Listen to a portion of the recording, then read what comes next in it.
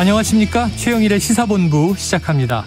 이 대지진이 강타한 튀르키예와 시리아 사망자가 계속 늘어나고 있습니다. 지금은 8,000명을 넘고 있는데요. 아직도 추위로 구조의 속도가 나지 못하고 있다고 하니 앞으로 더 커질 전망입니다. 자, 현지 교민 한인회장의 인터뷰를 보니까요. 시간과의 싸움이다, 이렇게 이야기를 하더군요. 자, 우리나라는 118명의 긴급구호대가 출정식을 마치고 어젯밤에 군 수송기편으로 현지로 날아갔습니다. 이 튀르키예와 10년 넘는 인연을 맺은 김연경 선수, 관심과 지원을 또 안타깝게 호소했죠. 자, 이 비극을 계기로 전 세계에서 구호팀을 파견하고 구호 물자를 보내는 등 지원의 손길은 모여지고 있습니다. 자, 이 65개 나라가 지원에 나섰고요. 또 심지어 전쟁 중인 우크라이나와 러시아도 구조대를 보내서 이 두 나라의 구조대가 현지에서 만날 가능성도 있다고 하네요. 자, 한 사람, 한 생명이라도 더 구조해내는 숭고한 활동을 기대하면서 응원을 보냅니다. 자, 또한 이 단순히 사망자와 부상자를 우리가 숫자로 봐서는 안 되겠죠. 자, 세계보건기구 WHO의 마르샹 비상대책관은요, 이번 지진으로 취약계층 500만 명을 포함해서 2,300만 명이 피해에 노출돼 있다, 이렇게 경고를 했습니다. 한 사람 한 사람 모두 소중하고 귀중한 누군가의 가족입니다. 최영일의 시사본부 출발합니다.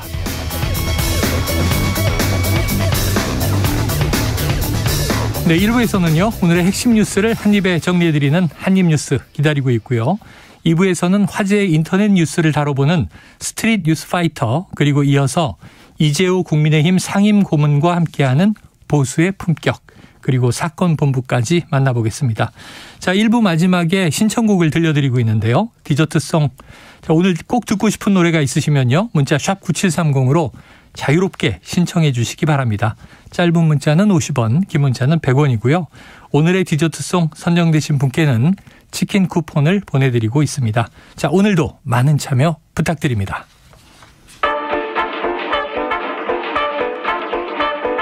최영일의 시사본부 한입뉴스. 네, 오늘의 핵심 뉴스를 한입에 정리해봅니다. 한입뉴스. 박정우 오마이뉴스 기자, 이봉우 미디어 인권연구소 뭉클연구원과 시작해보겠습니다. 두 분 어서 오세요. 네, 안녕하세요. 이렇게 이용원님 왜 이렇게 피곤해 보이세요? 아닙니다. 괜찮습니다. 괜찮으세요? 예. 어제 밤새신 것 같은 표정. 그렇지 않습니다. 아, 그래요. 자, 이 튀르키예와 시리아를 강타한 강진 소식부터 보죠. 이 사망자가, 박 기자님, 이게 볼 때마다 계속 엄청나게 늘어나고 있어요. 그렇습니다. 어제 저희가 방송할 때만 해도 4천여 명 이렇게 얘기를 했는데요. 지금 8,000명에 육박하고 있는 그런 상황이고 지난 6일 새벽에 이 지진이 발생했죠. 네. 규모 7.8의 강진, 또 오후에 일어난 7.5의 강진.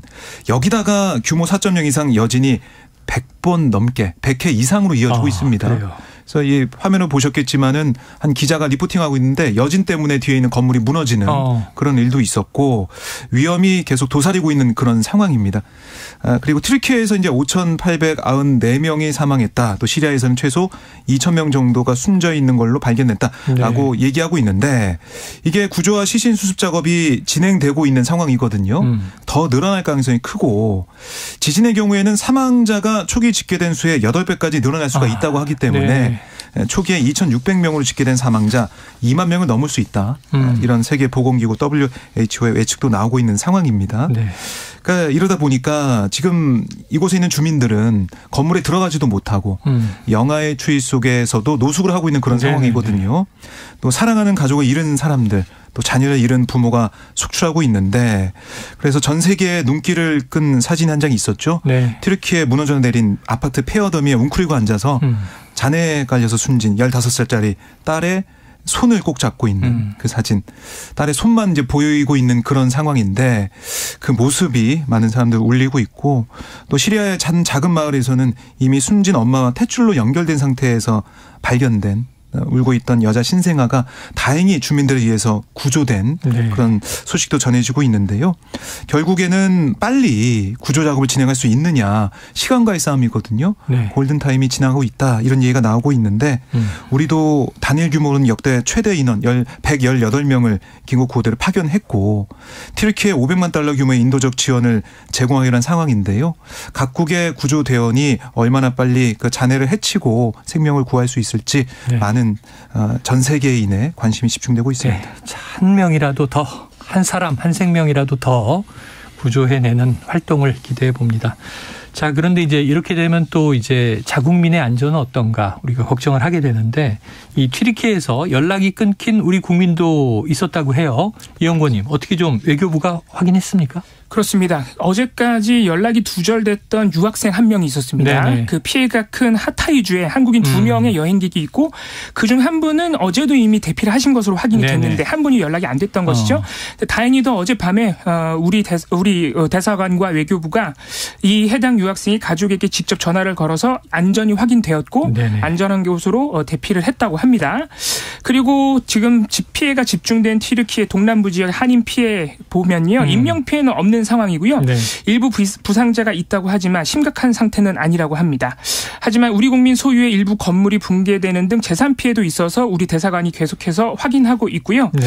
튀르키예 교민이 총 2,700명이 있고 지진 피해 지역에는 100여 명이 거주 중이었는데 네.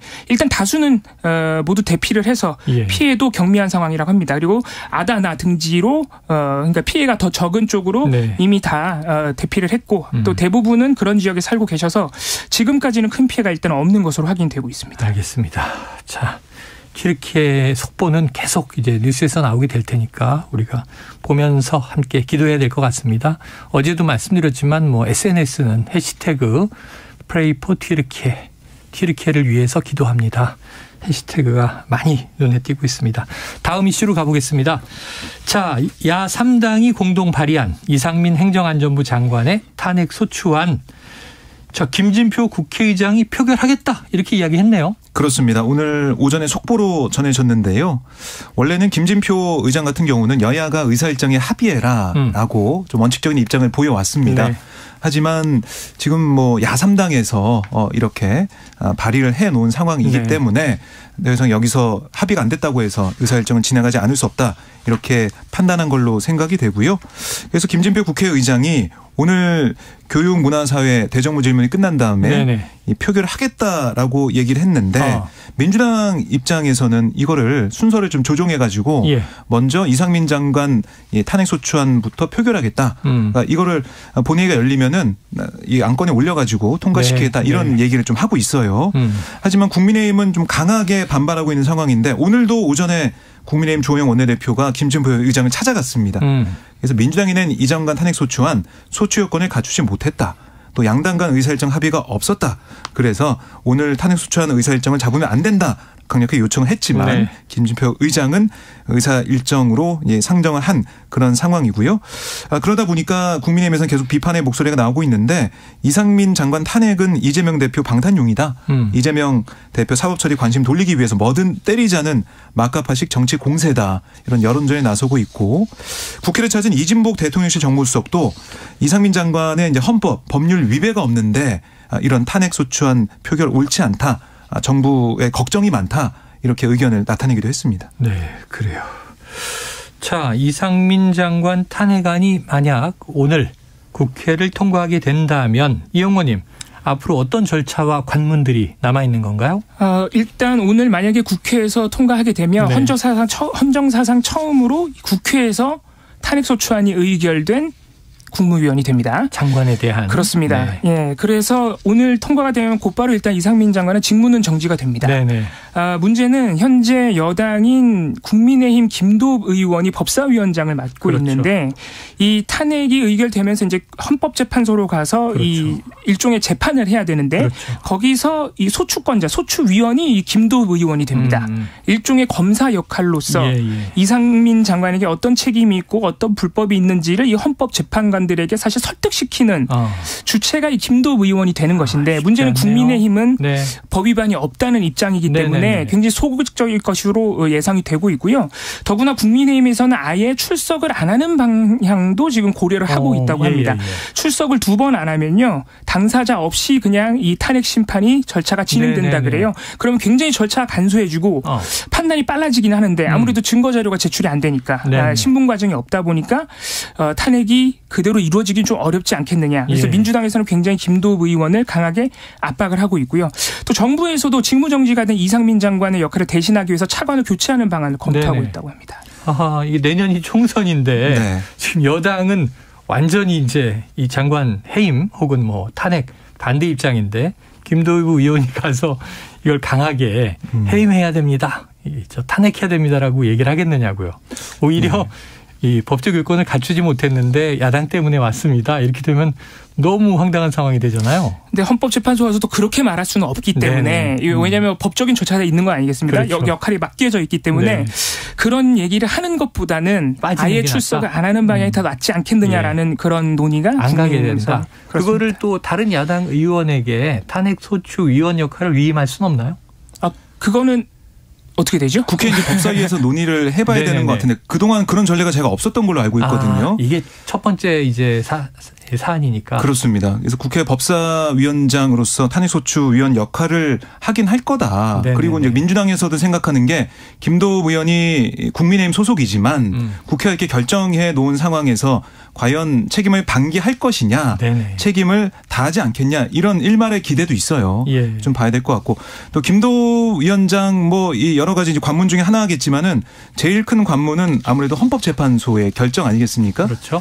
현재 이제 9명의 헌법재판관이 있는데요. 이 중에 2명, 그러니까 이선의 재판관은 3월에 퇴임을 하고 또 이석태 재판관은 4월에 퇴임을 합니다.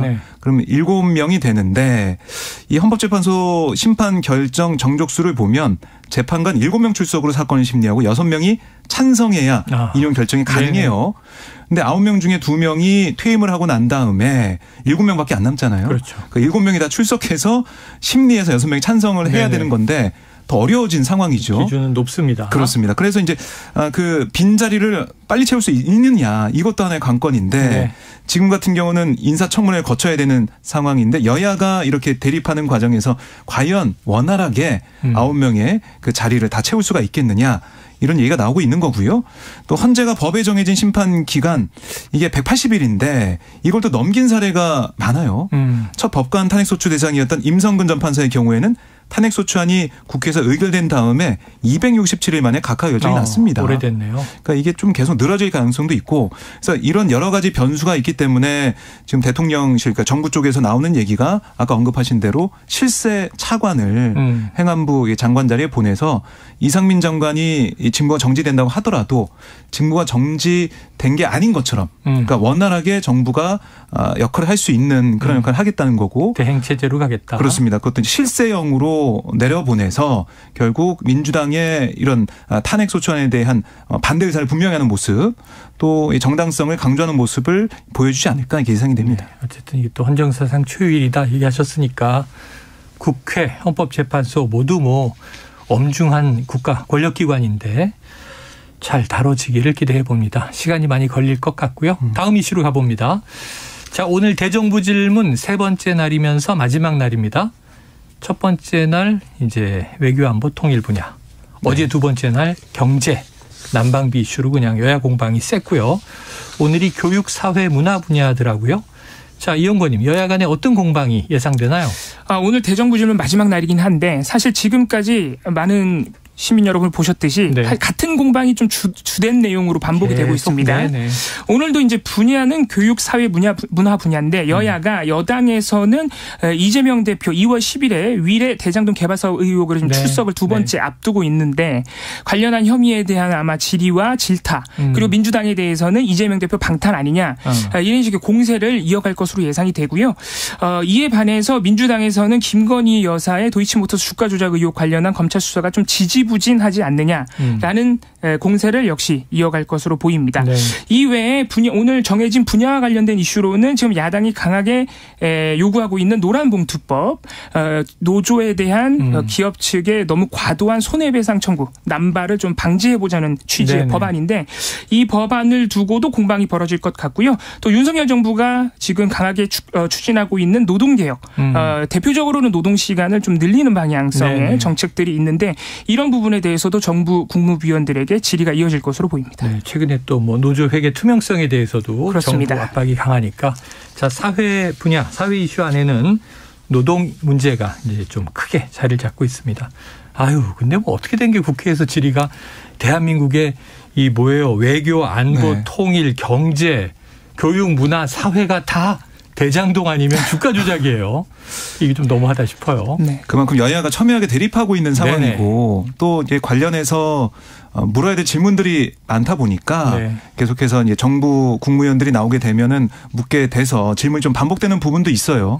그런 게 국민들 입장에서 보면 좀 손해죠. 그러니까 민생 이슈는 안 다르고 또 정쟁이구나라고 생각할 가능성이 높지 않습니까? 네. 그렇습니다. 근데 약간 우리 언론 보도에도 좀 아쉬운 점이 있어요. 네네네. 왜 잘 뜯어보면 이게 장시간 진행되기 때문에 예, 예. 또 한 10명, 11명 정도의 국회의원이 나와서 질문을 합니다. 그것만 하는 건 결코 아닌데. 그렇습니다. 네. 뭐 잘 뜯어보면 정책 관련 질의도 예. 분명히 참고할 만한 부분들이 오고 가거든요.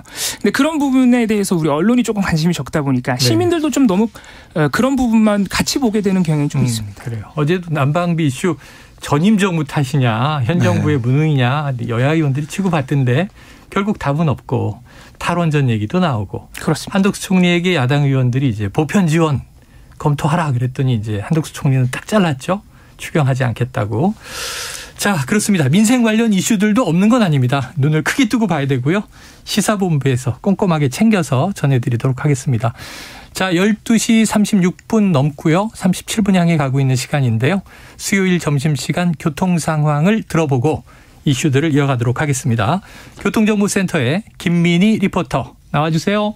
네, 맑은 날씨에 도로 정비 작업을 하는 곳들이 많습니다. 작업 구간을 앞두고는 갑자기 차선 변경하는 차량들이 많은 만큼 전방 주시 잘하시고 앞차와의 거리도 넉넉히 두시기 바랍니다.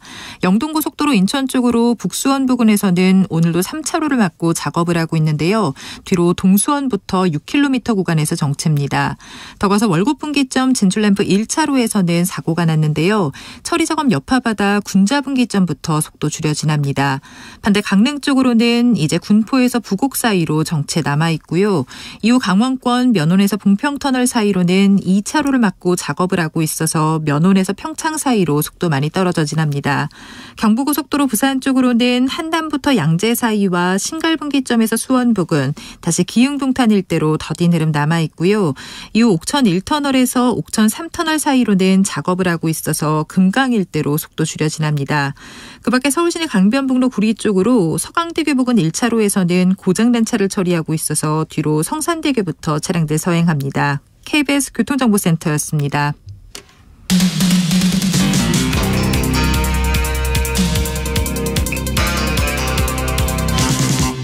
최영일의 시사본부. 네, 다음 이슈로 가보겠습니다. 집권 여당 국민의힘의 당권 레이스. 자, 이 안철수 의원에 대한 때리기. 친윤계 때리기가 심해졌다. 심지어 색깔론까지 나가서 논란이 됐는데 자 어제 안철수 의원 쪽에서 반박했다고요? 네, 그 안철수 캠프의 선대위원장 김영우 전 의원이 네. 어제 한 라디오에서 뭐라고 했냐면 김기현 후보, 그러니까 이 이철규 의원 등등에서 이 친윤 의원들 얘기, 그러니까 신용복 교수 존경한다, 했다. 맑은 분이다, 뭐 이런 얘기했던 발언에 대한 비판에 대해서 이 윤석열 대통령 호위 무사들은 지금 전대가 머리한 전대인지 성찰해야 된다.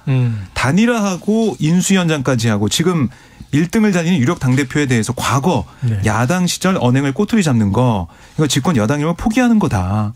그러니까 스스로 확장해야 한다는 총선 승리 전략을 포기하는 거다. 아니 이런다고 그럼 단일화 물릴 거냐. 왜냐하면 대통령실 대통령 관계자 발언으로 이 신영복 교수에 대한 안철수 의원의 생각을 알았다면 뭐 이 단일 안 했을 거다 지난 대선 과정에서 네. 이런 얘기도 전해졌지 않습니까? 그러니까 이런 안철수 후보 캠프 입장에서도 강한 어떻게 보면 반박이 나오는 상황이고요. 그리고 이 유난연대 협력관계 주장하다가 연대 얘기를 한 그런 상황, 불편하다면 안 쓴다는 얘기를 계속했고 네. 또 안철수 의원 같은 경우도 오늘 SNS에 이상민 장관 이 어떻게 보면 사퇴하라 이런 입장을 처음에 밝혔잖아요. 네네, 12구 이태원 참사 초창기에 거기에 대한 입장을 내놨는데요. 정치적 뭐 책임을 져야 된다 그런 의미의 뭐 사퇴 요구였다. 네. 그렇게 좀 해명하는 모습을 보였어요. 네. 그러면서 이상민 장관 탄핵소추안의 발의와 오늘 처리에 대해서는 이거는 민주당에서 잘못하는 거다. 이렇게 정치적으로 또 탄핵할 요건이 안 되는데 이렇게 하는 것은 민주당이 잘못하는 모습이다라고 네. 비판을 또 했습니다. 그리고 여당 쪽 여권에서도 초기에 이상민 장관 사퇴에 대한 이야기를 한 분들이 좀 있어요. 그런데 안철수 의원도 여기 나와서도 이제 인터뷰 때 그 얘기를 하셨지만 이게 법률적인 문제가 아니라 정무적인 차원에서 국민들의 좀 이 심기를 달래기 위해서 도의적으로 사퇴하는 것이 맞지 않느냐 이런 이제 의견들을 피력한 분들이 안 의원 등등 여럿이 있었는데 지금은 좀 이게 팽팽한 네. 지금 여야 대립 상황으로 흘러가게 된 겁니다. 자, 그런데 이 불출마를 선언했던 나경원 전 의원, 자 김기현 후보와 어제 회동을 했어요. 한층 가까워진 모습이었는데 사실상 지지 이런 표현이 나왔습니다. 그런데 이 의원님. 표정은 조금 묘하더라고요. 그렇습니다. 그 두 사람이 나와서 이제 기자들에게 말하는 장면과 함께 사실 표정이 어제 또 언론에 굉장히 화제였는데요. 사실 그동안 김기현 후보와 장제원 의원이 계속해서 나경원 전 의원에게 러브콜을 보냈습니다. 네. 불출마 선언한 이유로 어떻게 보면 같이 가자. 왜냐하면 불출마 선언 이후로. 그렇습니다. 그전에는 뭐 반윤계의 우두머리다 그랬잖아요. 네. 그전에는 심지어는 뭐 반윤회 우두머리다 뭐 이런 식의 얘기까지 나왔었으니까 계속 그래서 나경원 전 의원 측에서는 사실 조금 부정전 입장을 낸 적도 있었고요. 더 이상 내가 전대에서 할 역할은 없다. 이런 말을 한 적도 있고 좀 숙고하는 모양이었는데 어제 전격적으로 김기현 후보와 회동을 가졌습니다. 예. 오찬 회동이었는데요. 마치고 나서 나 전 의원 같은 경우에는 어떤 대한민국을 만들 것인가, 당에 대한 충심 이런 부분에 대해서 충분한 얘기를 나눴고 인식을 많이 공유했다. 지금 당의 모습이 참 안타까운데 이 분열의 전당대회로 돼가는 것 같아서 안타깝다. 우리가 생각해야 할 것은 정권의 성공적인 국정 운영, 네. 내년 총선 승리이기 때문에 사심을 내려놓겠다. 이렇게 밝혔습니다. 또 그간의 입장이 그럼 바뀐 것이냐. 네네. 그동안 전대에서는 사실 역할을 안 하겠다고 했었는데. 중립선언을 했었죠. 그렇습니다. 이런 질문도 나왔는데 이에 대해서 나경원 전 의원이 굉장히 어려운 시기이기 때문에 총선 승리를 위해서 역할할 수 있는 것을 하겠다. 이렇게 말을 했고요. 또 김기현 후보도 옆에서 자문을 구하겠다. 네. 이렇게 얘기하면서 이제 사실상 뭐 지지 선언 손을 잡은 것 아니냐 이런 평가가 언론에서 나왔는데 주목받은 것은 아무래도 표정이었죠. 이제 손도 잡고 있고 그랬는데 표정이 이 오고 간 대화보다는 조금 어둡다 보니까 아무래도 이 본심과는 좀 다른 부분도 있는 것 아니냐. 이런 지금 또 의심들이 나오고 있습니다. 우리가 뭐 몸짓 표정 이런 거를 넌버벌 커뮤니케이션, 비언어적인 소통 이렇게 부르는데 이 입으로 하는 말과 표정이 또 잘 일치되지 않으면 뭘까 하는 궁금증을 또 야기하는 측면이 있습니다. 그래서 이제 오늘 아침에 보면은 KBS 라디오 최경영의 최강시사에서 나경원 전 의원 측이라고 볼 수 있는 박종희 전 의원이 출연해서 여러 가지 얘기를 했는데요. 그중에 아까 이제 표정 얘기하셨지만 박종희 전 의원의 얘기는 뭐냐면 얼굴 표정이 속내가 좀 나타났다 이런 얘기를 하더라고요. 그러니까 나경원 전 의원은 뭐 이제 김기현 의원하고 이제 악수를 하면서 한 손만 이제 내밀고 김기현 의원 두 손으로 잡고 있는 이런 모습, 표정도 그렇고 결국에는 김기현 의원 생각은 나경원 전 의원이 좀 화끈하게 지지했으면 좋겠다 이런 생각을 했던 것 같다라는 분석이 나왔던 거고요. 나경원 전 의원 같은 경우는 김기현 의원이 그동안에 있었던 불편한 일들은 중간에서 어떻게 보면 역할을 좀 해줬으면 하는 그런 생각이 있었는데 그게 좀 안 돼서 서운함 이런 게 있었던 게 아니냐라고 생각을 하면서 하지만 뭐 결국 현직 당협위원장이기 때문에 누군가를 지지하는 거 당원 위반이다. 시원하게 얘기 못한 거고 앞으로 역할을 하겠다라고 얘기를 했어요. 네, 그럼에도 불구하고 표정 얘기가 계속 회자가 되고 있는 거고요. 기자들이 볼 때도 우리가 생각하고 예상했던 이 두 사람의 기자회견, 그러니까 지지 선언이라고 예상을 하잖아요.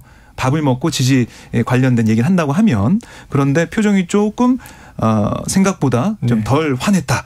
화난 모습이 보이지 않았다. 그런 생각을 했는데 그러다 보니까 국민의힘 당권주자 천하람 후보도 이 지지선언 한 부분에 대해서 역풍이 불 거다 이런 또 비판을 하기도 했어요. 그만큼 당원들이 볼 때는 좀 마음에서 우러나오지 않는 그런 손잡는 모습이 결국에는 전당대회 표심에는 도움이 되지 않을 거다라는 비판도 나오고 있습니다. 사람 입에서 나온 말도 뭐 바이든이냐 날리면이냐 다 다르게 들린다는 건데 표정에 대한 해석이 다릅니다. 참 구구할 수밖에 없어요. 오늘 인터뷰를 보니까 윤희석 김기현 당대표 후보 공보총괄본부장은 날이 춥고 바뀌어서 그럴 수도 있었던 건데 글쎄요. 표정만 가지고 저희가 다 예단을 할 수는 없고 어쨌든 두 분이 같이 나란히 서서 같은 마음을 담은 입장을 표명하셨다는 게 의미가 있지 않겠습니까? 라고 또 이야기를 내놨습니다. 자, 다음 이슈로 가보죠. 이 쌍방울 대북 송금 의혹 수사가 지금 이어지고 있습니다. 그런데 이번 주말에 아직 태국에 남아 있었던 이 쌍방울 그룹의 금고지기가 송환될 가능성이 있다. 자, 이 연구원님. 이 인물은 누구예요? 그렇습니다. 김성태 전 회장 말고 사실 다른 이 김성태 전 회장의 측근들 쌍방울 그룹에 많은 사람들이 이미 구속이 되어 있거나 속속들이 지금 검찰 수사를 받고 있는데 핵심 인물로서 김성태 전 회장의 측근이자 매제이자 쌍방울 그룹의 금고지기 재경 총괄본부장으로 꼽히는 김모 씨가 있습니다. 이 사람에 의해서 김성태 전 회장이 지금까지 검찰 조사를 받으면서 이 대북 송금이나 이화영 전 부지사에 건네줬다는 3억 원 가량의 뇌물 그리고 전환사채 발행 이런 돈 흐름에 대해서는 이 김모 씨가 모두 다 알고 있다 이런 식으로 진술을 했다 그래요. 그래서 핵심 인사로 꼽히는데요. 사실 지난해 12월에 김성태 전 회장과 함께 태국에서 잡혔습니다. 검거가 됐는데 김 전 회장과 달리 이 김모 씨는 불법 체류 사실을 부인하면서 태국에서 계속 재판을 받겠다. 이러면서 송환을 거부했는데 최근에 김성태 전 회장 측이 한국에 들어와서 진상을 밝히자라고 계속 설득을 해서 결국은 송환을 하겠다 밝혀서 곧 태국에서 재판 단계가 마무리가 되고요. 강제 추방이 이루어지면 빠르면 이번 주말 안에 한국으로 송환이 돼서 검찰로 바로 들어가서 수사를 받을 것으로 보입니다. 네, 또 새로운 인물발 보도들이 많이 나오게 될 가능성이 있네요. 그런데 이제 초기에는 이 김성태 전 회장이 들어오기 전에는 이른바 변호사비 대납 의혹이었다가 들어온 이후에는 지금 대북 송금 문제가 주로 많이 보도되고 있는데 이 이재명 대표와 이 김성태 전 회장을 연결시켜 줬다는 인물이 있는 거죠. 이화영 전 경기도 평화부지사입니다. 재판 중인데 근데 이화영 전 부지사 또 이재명 대표 모든 의혹을 부인하고 있는 상황이란 말이죠. 근데 언론 보도에서 자 어느덧 이재명 대표와 김성태 전 회장의 통화 횟수가 4번이다. 이게 이렇게 늘어났어요. 어떻게 된 내용인가요? 네, 그러니까 언론 보도로 계속 알려지고 있는 상황인데요. 그러니까 서로 모르는 사이였던 이재명 대표와 김성태 전 회장 알고 봤더니 전화 통화를 했더라. 네네. 그 횟수가 4번이었더라. 횟수가 늘어나 있는 상황이고 그리고 이제 작년 대선까지 그러니까 이화영 그 당시 이제 부지사가 바꿔줘서 최소 4번 통화했고 그 중에는 북한 스마트팜 사업 비용 대납에 고맙다고 했다는 내용도 있다. 이런 보도도 구체적으로 나오고 있습니다. 대선 이후에 김성태 전 회장이 이재명 대표 낙선에 실망하니까 이화영 부지사가 이재명 대표 통화시켜줘서 안심시켰다. 이런 구체적인 내용까지 흘러나오고 있어요. 그런데 이거는 김성태 전 회장이 검찰 조사에서 진술했다. 이게 전원 형태로 이어져 내려온 그런 보도가 되겠고요. 반면에 이화영 전 부지사 같은 경우는 여기에 대해서 이제 반박하는 부인하는 내용의 얘기를 계속 하고 있는 상황이죠. 그래서 결국에는 이재명 대표도 그렇고 이화영 전 부지사 같은 경우도 부인하고 관련이 없다. 그러니까 경기도의 북한 관련 사업과 쌍방울 특혜 의혹 이것과는 상관이 없다라고 얘기하고 있어서 진실 공방으로 계속 흘러가고 있는 것 같아요. 그러니까 김성태 전 회장의 진술이 검찰발로 나오고 있는 상황 그리고 반박하는 목소리가 또 다른 보도로 나오고 있는 상황. 그러니까 대장동 사건과 좀 데자뷰되는 그런 모습의 보도가 양쪽에서 나오고 있다 이렇게 볼 수가 있겠습니다. 네, 이런 나중에 또 백현동 수사가 시작됐다고 하니까 앞으로 계속 수사 관련 보도들을 보고 듣게 될 것 같습니다. 자, 다음 이슈로 넘어가 보죠. 이 베트남 전쟁 당시에 이 한국군 우리나라 군대죠. 이 민간인 학살에 따른 우리 정부의 배상 책임. 이게 국내 법원에선 처음으로 인정됐다. 이영권님 어떤 내용인가요? 그렇습니다. 어제 서울중앙지방법원에서요. 한국 정부의 배상 책임을 처음으로 인정하고 배상하라는 1심 판결이 내려졌습니다. 네. 1심 판결이기 때문에 사실 더 재판이 이어질 수도 있지만 최종심까지 그렇습니다. 봐야 되겠네요. 일단은 판결이 처음으로 나왔다는 것이죠. 베트남인 응우엔 티탄 씨가 한국 정부를 상대로 낸 손해배상 청구 소송이었고요. 네. 이에 대해서 재판부가 3,100만 원과 지연 손해금까지 지급하라고 판결했는데 어떻게 된 내용인지 한번 보면요. 이 응우엔 씨는 베트남전 당시인 1968년 2월 한국군 해병 2여단 군인들이 베트남 꽝남성 폭리마을에서 74명의 민간인을 학살할 때 가족들을 잃고 자신도 충격을 입었다면서 2020년 4월에 3천만 100원의 청구 소송을 네네. 걸었습니다. 재판부는 당시 베트남전에 참전했던 군인들 그리고 마을의 민병대원들의 여러 증언과 남아있는 증거들을 참고해서 응우엔 티탄 씨의 주장 대부분을 사실로 인정을 했습니다. 예를 들면 이런 부분이다. 원고의 모친이 외출 중이었는데 이 한국 군인들이 다른 사람들과 함께 강제로 한 곳으로 모이게 한 뒤에 그곳에서 총으로 사살한 부분이 인정된다. 그러니까 한국 정부가 한국군의 민간인 학살을 인정한 것이죠. 우리 정부는 이에 대해서요. 베트남과 한국, 미국 간 약정서를 체결했는데 베트남인이 한국 법원에 소를 제기할 수 없다고 했었다라고 판결을 했지만 재판부는 받아들이지 않았습니다. 결국 인정하게 됐다. 정부 입장은 이게 사실이다 아니다. 긍정 부정이 아니라 지금 베트남인은 한국에서 소송을 제기할 수 없게 돼 있다. 이런 이제 반응을 내놨네요. 소멸시효 만료도 주장을 했었습니다. 아유, 우리가 또 비슷한 상황을 지금 일본과 과거사 논쟁을 벌이고 있는 중이라 이것도 좀 이제 마음에 걸리면서 주목이 되네요. 알겠습니다. 자, 하나 더 보죠. 어제 윤석열 정부의 첫 정부 업무 평가가 있었다고 합니다. 그런데 이 최하 등급을 받은 부처들이 주목을 받고 있어요. 박 기자님. 네. 국민권익위원회와 방송통신위원회가 첫 업무 평가에서 최하위 등급인 C등급을 받았습니다. 네.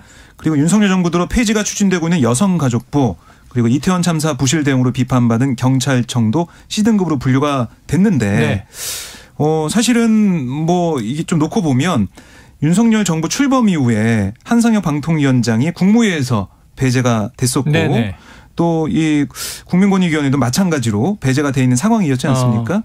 결국에는 이런 것들이 작용한 게 아니냐. 그러니까 전임 정부에 임명된 기관장이 있는 그런 부서들이 이렇게 최하위 등급을 받은 게 아니냐 이런 지적이 나오고 있고요. 그리고 또 하나 이제 눈에 띄는 부분이 경찰청이 C등급이잖아요. 근데 행정안전부가 B등급이에요. 그러니까 사실은 이제 12구 이태원 참사 책임이 있는 부처 그렇습니다. 기관들인데 그래서 이게 과연 국민들이 좀 납득할 수 있는 평가겠느냐 이런 지적이 나오고 있는 거고요. 결국에는 이번에 이제 특수본 조사 이후에 또 정부의 여러 가지 입장에 이런 거 볼 때 경찰청 어떻게 보면 거기까지만 책임을 물을 수 있고 그 위는 책임을 물을 수 없다는 그런 기조가 반영된 게 아니냐 이런 분석도 나오고 있습니다. 기관의 업무 평가는 엄정하게 기준들이 있지 않습니까?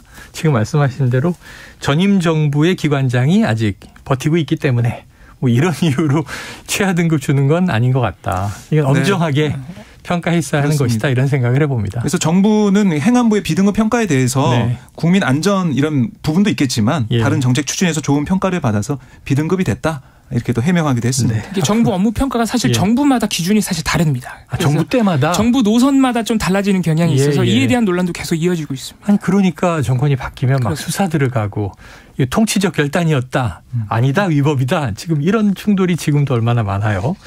이런 거 참 좀 시스템적으로 합리화됐으면 좋겠다는 생각을 해봅니다. 자, 오늘 한입뉴스 여기서 정리하겠습니다. 박정호 기자, 이봉우 연구원 수고하셨습니다. 고맙습니다. 감사합니다. 오늘의 디저트송은요. 청취자 1565님입니다. 자고 일어나면 지진 피해 정말 심각합니다. 빨리 수습되기를 바랍니다. 우리 모두 응원해요.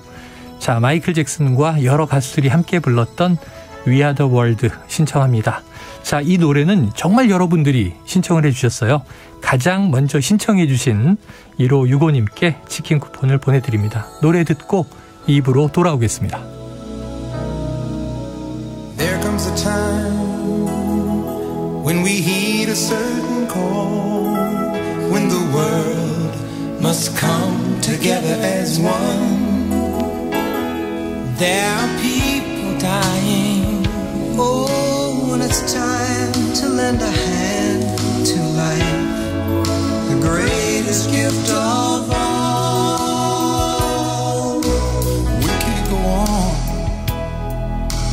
pretending day by day that someone somewhere will soon make a change. We all a part of God's great big family, and the truth, you know, love is all we need.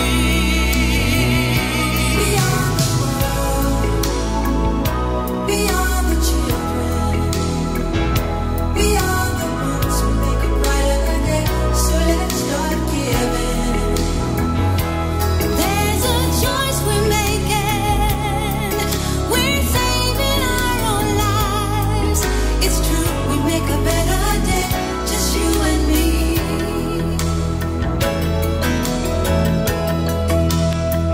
Well, send them your heart so they know that someone cares.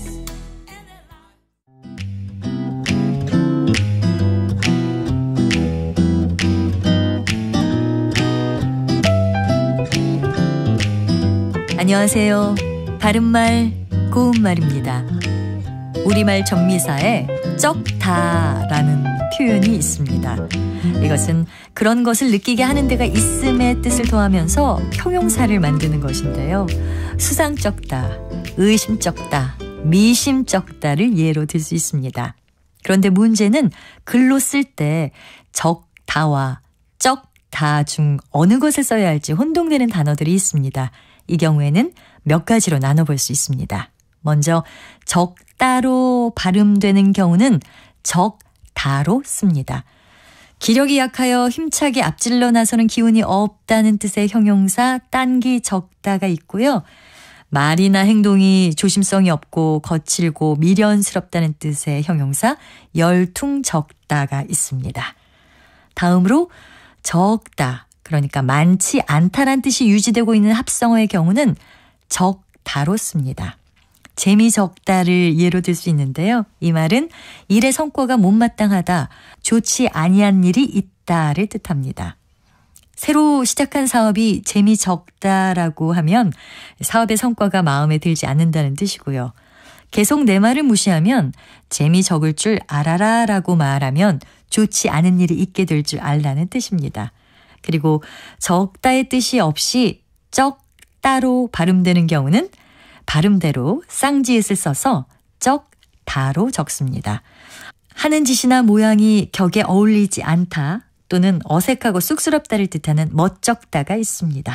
바른말 고운말 아나운서 변희영이었습니다. 상대 얘기 중에서도 맞는 얘기가 있잖아요. 그러면 예, 거기까지 동감이 이루어졌으니까 그럼 또 요 다음 가시죠. 무슨 정반합 이렇게 가야 되거든요. 이기고 지는 걸 떠나서 좋은 결론을 또 줄여내셨으면 좋겠어요. 선 넘지 않는 그런 토론. 별로 의미는 없을 것 같아도 그래도 그런 자리가 자꾸 있어야 뭐가 변화가 있을 것 같아요. 그렇게 하다가 보면 뭐라도 뭐 하나 얻어 걸리는 게 있겠죠. 시민논객 여러분을 기다립니다. 평일 저녁 7시 20분 KBS 열린토론.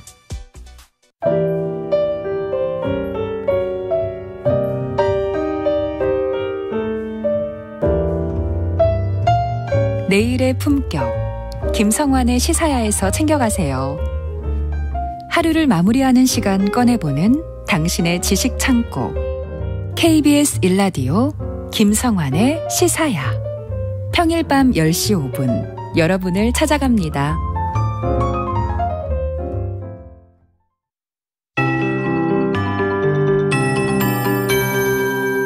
KBS 58분 날씨.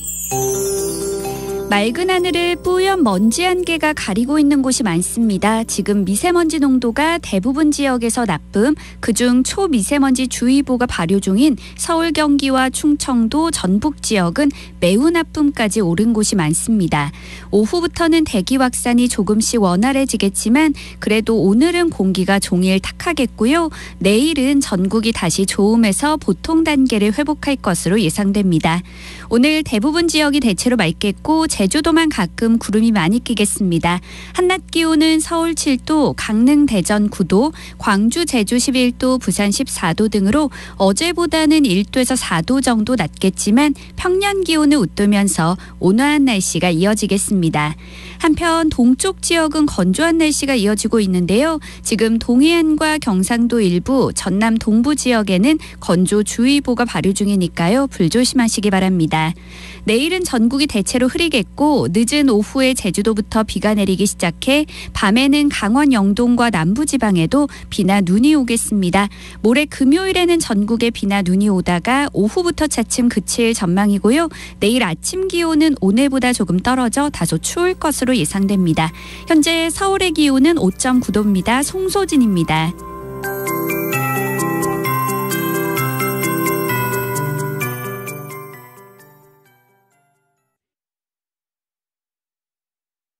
정성을 다하는 국민의 방송 KBS가 한시를 알려드립니다.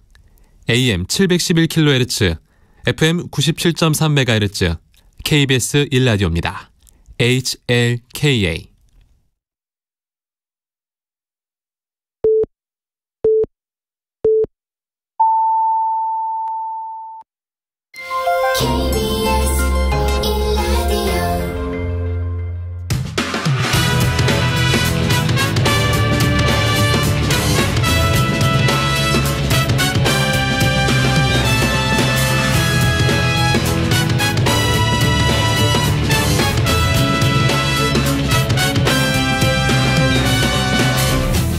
KBS 1라디오 최영일의 시사본부.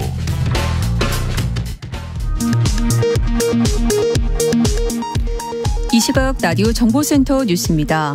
튀르키예와 시리아를 뒤흔든 강진은 대규모 인명피해를 낸 금세기 최악의 지진 중 하나로 기록될 전망입니다. 현재까지 사망자 수는 인접국 시리아까지 합쳐 8,100명을 넘어섰습니다. 세계보건기구는 이번 지진에 따른 전체 사망자가 2만 명을 넘을 수도 있다고 내다봤습니다. 전남 신안군 임자도 앞바다에서 전복된 청보호의 인양이 오늘 중 가능할 것으로 관측됩니다. 실종자 수색 작업을 이어가고 있지만 남은 실종자 4명을 찾지는 못했습니다. 야 3당이 공동 발의한 이상민 행정안전부 장관 탄핵소추안이 오늘 표결에 붙여집니다. 김진표 국회의장은 오늘 열리는 본회의 표결에 붙이겠다고 밝혔습니다. 국민의힘은 헌정사에 오점을 남겨선 안 된다고 반발했습니다. 서울시가 시내버스와 지하철의 기본 요금을 3,400원 올리는 방안을 추진합니다. 또 버스에 대해서도 지하철 요금처럼 거리비례 운임제 도입을 검토하고 있습니다. 이번 버스와 지하철 요금 조정안은 공청회에 이어 서울시의회 의견 청취와 물가대책위원회 심의 등을 거쳐 확정될 예정입니다. 지금까지 라디오 정보센터 뉴스 정한나였습니다.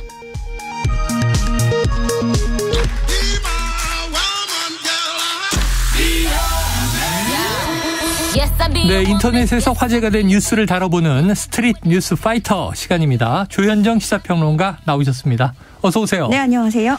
자, 이 중국의 짧은 동영상 플랫폼이죠. 틱톡. 이 틱톡이 성공하니까 요즘 뭐 여러 가지들이 있어요. 네. 그런데 이 정보 유출 문제 때문에 미국에서는 이 퇴출 논의까지 있었던 바로 그 플랫폼인데요. 이 문제가 되는 동영상들이 속출하면서 규제 움직임이 빨라지고 있다. 어떤 일들이 있었던 겁니까? 이 틱톡을 이용하지 않으시는 분들도 이름은 많이 들어보셨을 것 같아요. 우리나라에서 정보 유출 문제 때문에 네. 트럼프 정부하고도 규제 문제가 있었고 이 틱톡이 뭐냐 하면 2016년에 중국 개발사 바이트댄스가 개발한 플랫폼입니다. 이 앱을 현재 30억 명 가량이 이용을 하고 있어요. 네. 30억 명이면 정말 어마어마한 이용자 거의 수를. 지구 인구 절반에 가까운. 네. 그래서 미국에서 트럼프 정부 때부터 이제 중국과의 그때 마찰이 있을 때 네. 규제에 나섰는데. 또는 트럼프 때는 이제 미국의 메가캐라 그랬죠. 네. 근데 사실 뭐 그 인기라는 거를 막을 수 있나요? 네. 2022년 기준으로 세계 앱 다운로드 1위를 기록했고요. 예. 우리나라에서도 보통 이용자들이 10대 이용자들이 많은데 10대에서 앱 사용 1위가 유튜브고 2위가 틱톡입니다. 높네요. 네. 근데 이게 틱톡이 짧은 영상을 올리는 거잖아요. 그렇죠. 그래서 그런 특성상 다양한 챌린지 영상들이 올라오는 플랫폼이에요. 네네. 뭐 댄스 챌린지도 많고 뭐 신나는 것들도 많은데 그러다가 이제 문제가 됐던 게 블랙아웃 챌린지라는 겁니다. 뭐예요? 그러니까 목을 조르면서 숨을 참는 게임. 아이고, 이거 위험한데. 네, 이게 옛날로 거슬러 올라가면 뭐 기절놀이 이런 게 있었잖아요. 그래서 이게 계속 사회 문제가 됐죠. 네. 그래서 이게 아르헨티나에서는 지난달에 12세 소녀가 이 블랙아웃 챌린지를 하다가 숨졌고요. 아이고, 예. 근데 이 과정에서 친구들이 그 챌린지를 하라고 종용하면서 모든 장면을 지켜보고 그래서 또 충격을 안겨주기도 했습니다. 네네. 이 블룸버그 등 외신에 따르면 지난 18개월 동안 이 블랙아웃 챌린지로 사망한 어린이가 20명으로 확인이 됐습니다. 이 블랙아웃 챌린지에 대해서 문제가 됐던 거는 좀 오래된 일인데요. 여기서 멈추지 않은 거예요. 네. 이번에 등장한 건 진정제 챌린지입니다. 진정제, 우리가 왜 정신과 약으로 발작이나 불안 증세를 보일 때 네네네. 치료하려고 먹는 약인데 그걸 먹고 누가 오래 깨어 있나. 아이고. 예. 그런 걸 확인하는 게임이에요. 그래서 이 일로 멕시코에서 초등학생 10여 명이 입원하는 사건이 발생을 했고요. 또 인도네시아에서는 이거는 이제 뭐 노인 학대 챌린지다 이렇게 요즘에 뭐 이름이 붙고 있는 것 같은데 내용을 보면 이렇습니다. 여성 노인이 틱톡 시청자의 요청을 받고 흙탕물에 몸을 끼얹고 나서 구걸하는 하는 모습. 그걸 그대로 적나라하게 보여주는 건데 네. 인도네시아 당국은 노인 착취 가능성이 있다면서 틱톡에 영상 삭제를 요청했고요. 그리고 또 뭐 일본에서는 또 이런 일도 있었어요. 노숙자 데려가가지고 마트에서 음식 마음껏 골라라. 네. 내가 결제해 주겠다 하고 계산대에서 도망치는 거예요. 아이고. 그런 식으로 어려운 사람들에게 골탕을 먹이고 네네. 난감하게 하는 것들 이런 것들이 이제 윤리적으로 문제가 되고 있는 건데 우리나라에서도 정보 유출 문제가 있었잖아요. 네네, 그랬죠. 그때가 2020년이었는데 당시에 14세 미만 아동의 개인정보 6천여 건을 동의 없이 수집하고 국외로 이전해서 1억 8,600만 원의 과징금과 600만 원의 과태료를 부과받았었습니다. 네. 그러다가 미국에서 지난해 말에 틱톡을 전면 금지하는 법안이 상하원에서 동시 발의됐고요. 유럽연합도 조사에 나섰고 네덜란드도 사용 자제를 권고하는 등 규제 움직임이 빨라지고 있는 상황입니다. 네, 틱톡도 그렇지만 그 유튜브 문제도 걱정하는 분들이 네네. 요즘에 많으신데요. 청소년들이 많이 보는 룩북 콘텐츠라는 게 있어요. 네네. 그 룩북이라는 게 패션 스타일을 보여주는 거예요. 내가 어떤 옷을 입었는지. 그런데 요즘에 성인이 교복이나 속옷을 입은 모습을 자세하게 보여주는 콘텐츠들이 또 인기를 끌고 있습니다. 근데 이게 사실은 알고 보니 뭐 일본 성인 배우와 그 업체가 운영하는 것이다라는 의혹도 일고 있고요. 근데 얼마든지 마치 우리나라 콘텐츠인 것처럼 제목도 한국도 모두 한국어로 달려서 되게 쉽게 접근이 가능해요. 네, 유튜브도 이제 틱톡의 인기에 힘입어서 유튜브도 쇼츠라는 그런 짧은 동영상을 만들었잖아요. 많아졌죠. 네, 그래서 이런 문제 때문에 부모는 또 걱정이 되고 아이들 사이에선 근데 이게 또 유행을 따라가는 거다 보니까 지울 수 없는 앱인 거잖아요. 그저 지우라고만 한다고 될 일도 아닌 거고. 그래서 이렇게 점점 동영상은 짧아지고 있고 거기서 강한 자극과 이런 강한 도파민이 되풀이되는 상황 속에서 우리가 어떤 대책을 고민할 수 있을지 좀 생각을 해봐야겠습니다. 틱톡 회사 자체적으로 이렇게 이제 위기에 계속 처해 있으면 뭔가 좀 순기능, 긍정적인 역할, 사회적인 선한 영향력 이걸 생각해야 되는데 이런 부분은 뭐 규제를 당할 게 뻔한데 이게 어찌 보면 그 플랫폼 자체에서 조금 필터링을 해야 되는 거 아닌가 하는 생각도 들어요. 지금 얘기 듣고 보니까 너무 반사회적이고 일탈과 비행이 난무하는 일이 있다. 사람이 사망까지 하니까 말이죠. 안 되겠다 싶습니다. 자, 고물가 시대의 각종 비용이 지금 치솟고 있죠. 그러면서 이게 24시간 영업, 또 연중 무휴 이런 간판을 단 식당들이 사라지고 있다고 하는데 물론 이게 새벽에 운영을 이어가는 것, 또 휴일에도 이제 식당 문을 여는 것 어려움이 있을 것 같긴 합니다. 떠올려 보면은 뭐 고깃집이나 콩나물국밥집, 순댓국밥. 대중목욕탕 이런 곳들이 24시간 그렇죠. 영업이 많잖아요. 이렇게 밤샘 운영을 고수하던 가게들도 속속 영업시간을 단축하는 모습입니다. 심지어 연중무휴의 상징이라고 할 수 있는 편의점마저도 영업을 단축하고 있는데 GS25의 경우에 24시간제로 운영하지 않는 가맹점 비율이 2018년 13.6%에서 지난해 19%로 늘었다고 합니다. 5개 중에 하나는 밤에는 문을 닫는다. 네. 원인은 짚어주신 대로 우선적으로는 비용이죠. 네. 고물가 시대에 24시간 가동하려면 그만큼 전기요금, 난방비, 인건비 등이 필요하고 그런데 코로나 팬데믹 이후에 심야 시간에 식당을 찾는 손님들이 아무래도 또 줄었고 네. 구인난 때문에 새벽 시간 직원은 더 구하기 힘든 데다가 이제는 택시비까지 올랐잖아요. 그렇죠. 그래서 새벽 손님은 더 줄어들고 있는 상황입니다. 그래서 매출은 떨어지고 고정비는 폭등하고 거기에 금리까지 높으니까 건물 임차료도 뛴 거죠. 그래서 이제는 새벽 시간 영업 단축을 하고 그리고 또 그런 브레이크 타임 있잖아요. 요즘에. 요즘은 거의 다 있더라고요. 네. 오후 2, 3시에는 점심시간 끝나고 나서는 네네. 낮 시간대 문을 닫는 상점들도 늘어나고 있고요. 그래서 이제 역으로 영업시간 단축된 줄도 모르고 항상 이용하던 곳이라서 그냥 갔는데 네. 문을 닫았더라. 그 불편을 겪는 손님들도 늘고 있습니다. 근데 여기서 생각을 해보게 되더라고요. 사실 우리나라는 되게 밤새 모든 게 가능했던 나라잖아요. 맞아요. 네, 밤새 간판이 불이 꺼지지 않던 그렇죠. 나라였는데 그 물가와 이런 상황들이 이제는 그 풍경마저도 조금씩 바꿔가는 것 같다는 생각을 하게 됐습니다. 네. 지역마다 조금씩 차이가 있는 것 같은데 아예 그냥 이 먹자골목처럼 네. 또 이제 밤에 주로 번성하는 곳들이 있잖아요. 네. 그런 곳은 이제 유지를 또 할 텐데 택시비가 비싸지니까 아예 그냥 첫 차가 다닐 때까지 네. 먹고 마신다. 이런 사람도 생기고 네. 심지어 택시 타고 뭐 여러 명이 흩어지느니 출근해야 되는데 그냥 숙박할 곳을 찾겠다. 뭐 이런 사람들도 생기고. 저라면 이제 막차 전까지 끝내보려고 할 텐데 첫 차 체력이 좋으시네요. 예, 새벽 족들 얘기죠. 네. 자, 앞으로 어떻게 우리 풍속도가 바뀌는지 좀 지켜볼 대목입니다. 자, 미국에서요. 폭설 때문에 발이 묶인 한국인 관광객들에게 집을 내어주고 도움의 손길을 건넨 미국인 부부 소식 전해드린 바가 있습니다. 네. 지난해 크리스마스에 정말 따뜻한 네. 소식이었어요. 버팔로에 눈이 엄청나게 왔을 때죠. 자, 이 미국인 부부가 우리 한국관광공사로부터 깜짝 선물을 받았다고요? 네, 바로 한국 여행 티켓입니다. 어우, 좋다. 네, 알렉산더 캠파니아 씨 부부인데요. 한국관광공사 초청으로 네. 오는 5월에 일주일간 한국을 여행하게 됩니다. 그렇게 해서 자신들이 구해줬던 한국인 관광객 9명과 다시 만나고요. 예. 한국의 주요 관광지를 방문하면서 한국 음식 쿠킹 클래스, K-뷰티 이런 다양한 문화 체험을 하게 된다고 해요. 그리고 한국관광공사가 이 여행기를 유튜브 채널을 통해서 또 고스란히 담아서 네네. 공개하기로 했는데요.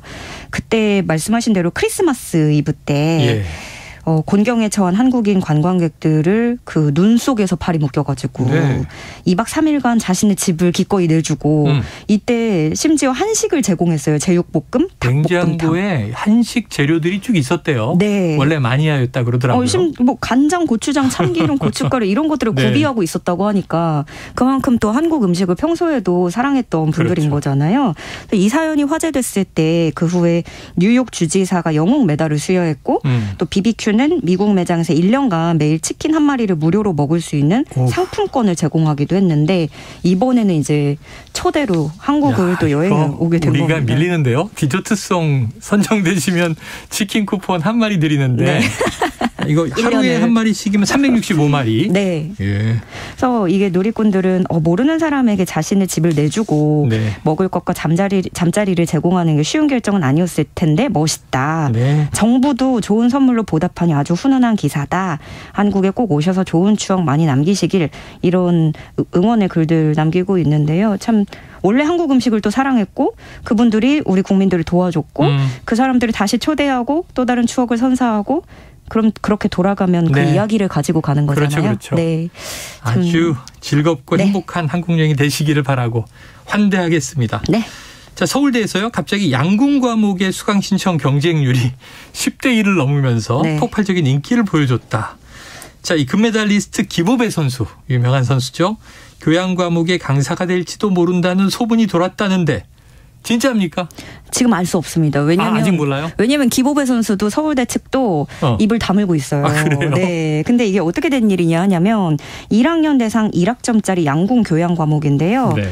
이제 수강 신청을 하려고 강좌 상세 정보를 보면 아직은 교수 이름이 빈칸으로 돼 있어요. 네. 그런데 이 강좌 정보에 첨부된 강의 계획서가 있습니다. 네네네. 강의 계획서의 파일 이름이 강의 계획서 양궁 기보배.hwp 이렇게 돼 있는 거예요. 이 정도면 맞네. 그러니까 이거 기보배 선수가 게다가 또 양궁이고 네네, 하니까 그렇죠. 강사로 참여할 것이다라는 소문이 삽시간에 퍼졌고 학생들이 수강 신청 전쟁에 뛰어든 거죠. 네. 정원이 30명짜리 강인데 300명이 넘게 신청을 시도한 거예요. 네, 대학 측은 아직은 강사가 확정되지 않았다는 입장이고 기보배 선수 측도 통지를 기다리는 중이기 때문에 조심스럽다라고 밝혔습니다. 강사 인선은 이달 말쯤에 확정이 될 거라고 하는데요. 누리꾼들은 진짜 들어볼 만하다라는 반응과 함께 이랬는데 김보배가 오타난 거 아니냐. 네. 기보배 선수의 활약상을 소개하는 계획서는 아닐지 이런 의구심도 갖고 있습니다. 김보배여도 전문가 되니까 잘 가르치겠죠. 네, 기보배 선수의 양궁을 수업으로 들을 수 있고 1학점을 딸 30명. 이게 사실이라면 행운의 학생들은 누구인가? 저는 그리고 아직 대학생 분들이 기보배 선수를 또 기억하고 있는 것도 신기했어요. 그래요. 저도 근데 스포츠 스타의 이름은 올해 또 뇌리에 남으니까 누구라도 만나거나 배울 기회가 있으면 너무 좋죠. 트라이 해야죠. 알겠습니다. 오늘 말씀 여기서 정리하겠습니다. 조현정 시사평론가 오늘 말씀 고맙습니다. 고맙습니다.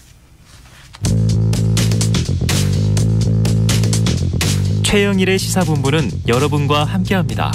짧은 문자 50원, 긴 문자 100원이 드는 샵 9730. 라디오 어플 콩과 유튜브는 무료로 참여하실 수 있습니다.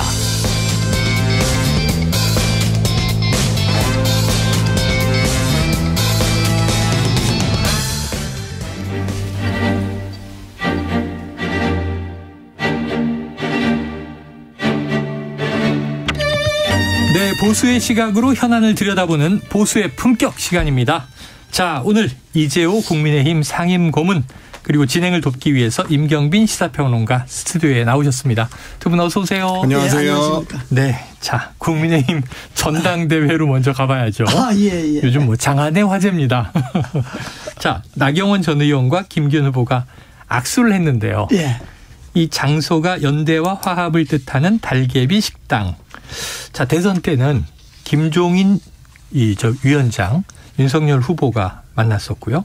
또 2012년 대선 때는 문재인, 안철수 후보가 만났고 여기서 많이 회동을 하시더라고요. 그럼 이 만남이 사실상 지지선언이라고 볼 수 있을까? 두 사람이 이렇게 빨리 손을 잡은 배경, 고모님 어떻게 보세요? 그 달개비란 식당 덕수궁 옆에 있는 거 그거 말하는 거죠? 그렇죠. 맞아요. 거기 자주 만나니까 그 장소 자체는 의미가 없고 의미 없고. 그다음에 그 나경원 그 전 의원이 그만둔 지 한 열흘 됐나요? 네. 불출마한 지가 한 일주일여 됐죠. 네. 그 그만둘 때 한 말이 있잖아요. 네네. 자기는 이번 선거에 단장대회 개입하지 않고 가만히 있겠다. 그런 식으로 이야기하지 않았나요? 네, 중립선언했습니다. 예. 그런데 열흘 만에 또 뒤집어졌잖아요. 예. 저거는 뭐라 그럴까? 저런 풍토가 저런 행태가 정치를 불건강하게 만드는 거예요. 아, 그래요? 정치를 아주 건강하지 못하게 만드는 거예요. 왜냐 그러면 정치인이라고 하는 건 좀 이렇게 자기 신념이라든지 자기 가치관에 충실한 일관된 모습이라든지 이런 걸 보여줌으로 인해서 국민들이 좋아하잖아요. 네네. 그럼 이랬다 저랬다 하면 국민들이 정치인을 알기를 우습게 알잖아요. 별도 없나 뭐도 없나 이럴 것 아닙니까? 일관성이 없다. 그러니까 완전히 정치인을 아주 시장 장바닥 수준을 만들어버린 거죠. 왜냐 그러면 정치는 자기인데 이득이 생기냐 안 생기냐 이걸 따지는 게 아니잖아요. 그렇죠. 근데 장사는 이물이 생기면 뭐든지 하잖아요. 그렇죠. 이물이 생기면. 저거는 장사들 노름이지 정치인의 노름은 아니지. 장사들이 하는 장사꾼들이 노름이지. 금방 뛰쳐나왔다 안 한다 했다 다시 또 손잡고 또 한다 했다. 이거는 누가 봐도 그거는 자기 개인의 사욕이나 개인의 이문 때문에 하는 걸로 밖에 안 보이잖아요. 나경원 전 의원이 말은 당을 위하고 이렇게 거룩하게 보지만은 그러니까 듣는 사람들은 제 무슨 장사 속이구나 이렇게 보는 거죠. 그러잖아요. 그래. 당이 깨질 것 같아서 말한다 이렇게 이야기한 것 같은데 아니 자기네들이 그렇게 하니까 당이 깨질 것 같지. 점잖게 정도를 지켜 나가면 깨질 이유가 없는데 자꾸 지금 당을 깨지는 쪽에 자꾸 서잖아요. 저거는 내가 볼 때는 나경원 의원이 뭐 무슨 생각이 있는지 모르지만은 저는 정치인들이 행위가 아니고 전 장사꾼이 행위고 또 당규 34조인가 뭐 보면 국회의원이나 당협위원장은 이 전당대 선거에 개입 못하게 돼 있어요. 그럼 누가 봐도 저거는 나경원 의원이 김기현 지지한다고 보는 거지 뭐 말만 나는 지지 안 한다 이렇게 표현만 고려 안 했다 뿐이지 행위 자체는 지지로 봐야 되잖아요. 그러니까 사실상 지지 이렇게 보도가 되고 있어요. 그러니까 전 당규 위반이에요. 이준석을 내치는 정도로 할 것 당규를 적용할 것 같으면 저건 100번 당규 위반입니다. 그러니까 그런 것도 넘어가잖아요. 당이. 저러니까 당이 안 되는 거예요. 어떤 때는 엄격하게 적용하고 당이. 어떤 때는 넘어가고. 당이 아주 이 전당대회라는 게 그러잖아요. 화합하고 미래 비전도 제시하고 이렇게 하는 게 전당대회잖아요. 이거는 뭐 완전히 미래를 하는 거는커녕 과거의 나쁜 행태를 돌아가면서 당을 분열을 극대화시키는 거잖아요. 그러니까 이래갖고 이 전당대회가 치러진들 그 후유증이 없겠어요. 당이 아주 진짜 어려운 길로 가는 거예요. 고모님의 표정이 여러 가지를 얘기해 주셨는데 시간이 빠르네요. 나경원 전 의원 불출마가 딱 2주 됐답니다. 2주요? 그러니까 설명절 다음에 했으니까 벌써 정월대보름이 지났지 않습니까? 2주 만에. 2주. 근데 그러면 장관님 지금 장사 속에 이제 이문을 거론을 해주셨는데 그럼 나경원 전 의원 입장에서는 이문이라고 하는 게 혹시 뭐 내년 공천권 이런 거를 의미하는 걸까요? 뭐 여러 가지 있겠죠. 그리고 나경원 의원이 아무리 뭐 삼고초를 한다 하다가 자기가 그래 중진 의원인데 한 말이 있는데 보름 만에 돌아설 정도면 뭔가 보이지 않는 손에서 압력도 있었다고 봐야지. 회의도 있었고 회의도 있었고 뭐 언질도 있었고 그걸 또 졸삭거리는 사람들이 또 뭐 또 중매하는 사람도 있었겠고 뭐 그러지 않겠어요. 돌아가는 꼴을 보니까. 이게 아까 말씀하신 대로 딱 사진 찍힌 배경을 보면요. 덕수궁 돌담길이 있잖아요. 그러다 보니까 나경원 전 의원 표정이 좋지가 않았습니다. 해석이 많이 나오는데 제일 좀 재밌는 게 이 댓글이 가정법원 앞의 표정이다. 보통 이 덕수궁 돌담길을 함께 거닐면 깨진다 이런 얘기가 있었는데 가정법원이 지금 옮겼습니다만. 덕수궁 돌담길이라는 게 데이트하는 장소잖아요. 그렇죠. 데이트하기 싫은 사람하고 데이트하니까 표정이 좋겠어요. 자, 온라인 민심은 어떻게 나오고 있어요? 좀 비슷한 의견들이 많이 있습니다. 어제 이제 천하람 후보가 이제 가정법원 앞에 이제 부부 같은 표정이다. 이제 이렇게 천 후보가 얘기했군요. 이렇게 표현을 했는데 뭐 이제 온라인 커뮤니티도 보면 이 사진에 대해서 이야기들이 많았습니다. 표현하기를 뭐 이런 의견도 있었는데 학폭 가해자의 강압으로 피해자가 억지로 합의를 보고 있는 것 같은 장면이다. 뭐 이런 이제 표현도 있었고. 그리고 이제 아들이랑 딸이랑 싸우고 났는데 아빠한테 둘 다 혼나고 나서 화해하라고 강요당한 것 같다. 이런 표정 묘사도 있었고 세상에서 가장 어색하고 억지스러운 사진이다. 뭐 이런 표현도 있었고. 그러니까 헤어졌다가 정말로 다시 안 볼 것처럼 하고 헤어졌는데 하도 어쩔 수 없이 주변에서 뭐 하니까 어쩔 수 다시 만나서 이야기는 해야 되니까 그 표정이 뭐 밝을 표정일 수가 없지. 근데 보이지 않는 뭔가가 있었을 것이다. 이게 뭐 회의도 있을 수 있고 압력도 있을 수 있다. 해석을 해 주셨는데. 그렇지 않겠어요. 안 그러고요. 뭐 저렇게 보름 만에 사람이 핵 돌아설 수가 있나요? 그런데 이제 이 두 사람의 표정이요. 나 전 의원 표정은 그렇다 치고 예를 들면 뭔가 얻었으면 그래도 또 이렇게 밝게 보여줄 수는 있잖아요. 정치인이. 근데 표정 안 좋았고. 김기현 의원 표정도 안 좋게 보였어요. 왜 그랬을까요? 뭐 만족할 만하게 그 뭐 이야기가 안 됐겠지. 애매하게 됐다. 억지로 갖다 붙이는 것처럼 되니까. 그 사실 이제 고모님 말씀해 주신 것처럼 표현상으로는 조금 더 이제 나경원 전 의원이 적극적인 표현을 할 수도 있었는데 네, 그렇죠. 적극적인 협조 표시를 하는 이제 대사들은 거의 없었고 그리고 기자들이 이제 굳이 질문했거든요. 뭐 사실상의 연대나 이런 걸로 봐도 되느냐라고 했는데 김기현 의원도 사실상 그렇다라는 식의 표현은 전혀 하지를 못했습니다. 아마 이제 안에서 이제 합의한 내용이 김기현 의원 입장에서는 조금 만족할 만한 내용은 아니었던 게 아니냐. 뭐 그런 추측들을 하는 것 같더라고요. 김기현 의원이 어느 뭐 방송에 나와서 이야기하는 거 보니까 그 사실상 지지라고 봐도 된다 이렇게 이야기했고 표현을 더 그렇게 뭐 하면 또 당규 위반이니까 뭐 그런 이야기를 했는데 그 자체가 벌써 당규 위반이요. 그 자체가 지금 그러잖아요. 그런데 어쨌든 저것이 결국은 이제 그럼 저게 김기현인데 도움이 될까 안 될까 이게 문제잖아요. 핵심은. 그렇죠. 그잖아요. 맞습니다. 근데 저게 내가 보기에는 내 경험담을 이야기할게요. 내가 선거를 하는데 우리 지역에 이제 아파트 대단지가 들었었는데 그중에 이제 한 단지가 이제 이야기하기를 그 단지 회장이 아주 그냥 영향이 있고 그래서 그 단지 회장만 잡으면 아주 우리 단지 표는 몰표가 갑니다. 이렇게 이야기하더라고. 그래서 이제 그 단지의 민원이 이제 그 회장이 민원을 들어주면 된다. 그래서 그 단지 민원을 내가 들어줬어. 완전히 해결해 줬어. 그래서 나는 그래 이 단지 표가 한 2,000표, 한 3,000표 정도는 되니까 이건 몰표가 오면 적어도 뭐 1,000표 넘게 오겠구나 이렇게 내가 생각을 하고 있었는데 투표를 하니까 그 전체 단지에서 그 단지 표가 제일 적게 나왔어. 아이고. 그래서 내가 놀랐어. 그래서 이런 일이 선거를 해보면요. 저 사람 잡으면 완전히 몇천 표가 온다. 저 사람 잡아라. 그런 사람이 있어. 무슨. 그 지역에 유지될. 그럼요. 뭐. 그런데 다 선거 때 급하니까 후보들이 그 사람 잡으려고 하잖아요.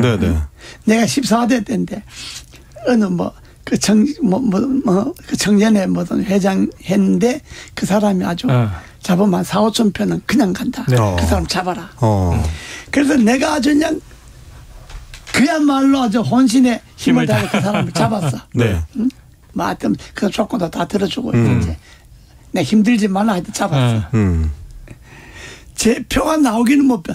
그 사람이 그 영향을 미친다는 동네에서는 표가 제일 적게 나왔어. 그러니까 이거는 선거 때 되면 내가 뭐 참 몇 표 간다. 내가 가면 뭐 표가 얼마 간다. 이건 전부 거짓말로 봐야 되는 거고 영향이 없고 나경원 의원도 이미 출마 포기할 때 나경원 지지했던 사람들이 안철수 데 갈 사람 가고 김기현 갈 사람 가고 다 이미 딱 갔어. 이미 흩어진 다 정해졌어. 지금 나경원 의원이 어디로 간다 그래봤자 자기 혼자 가는 거지.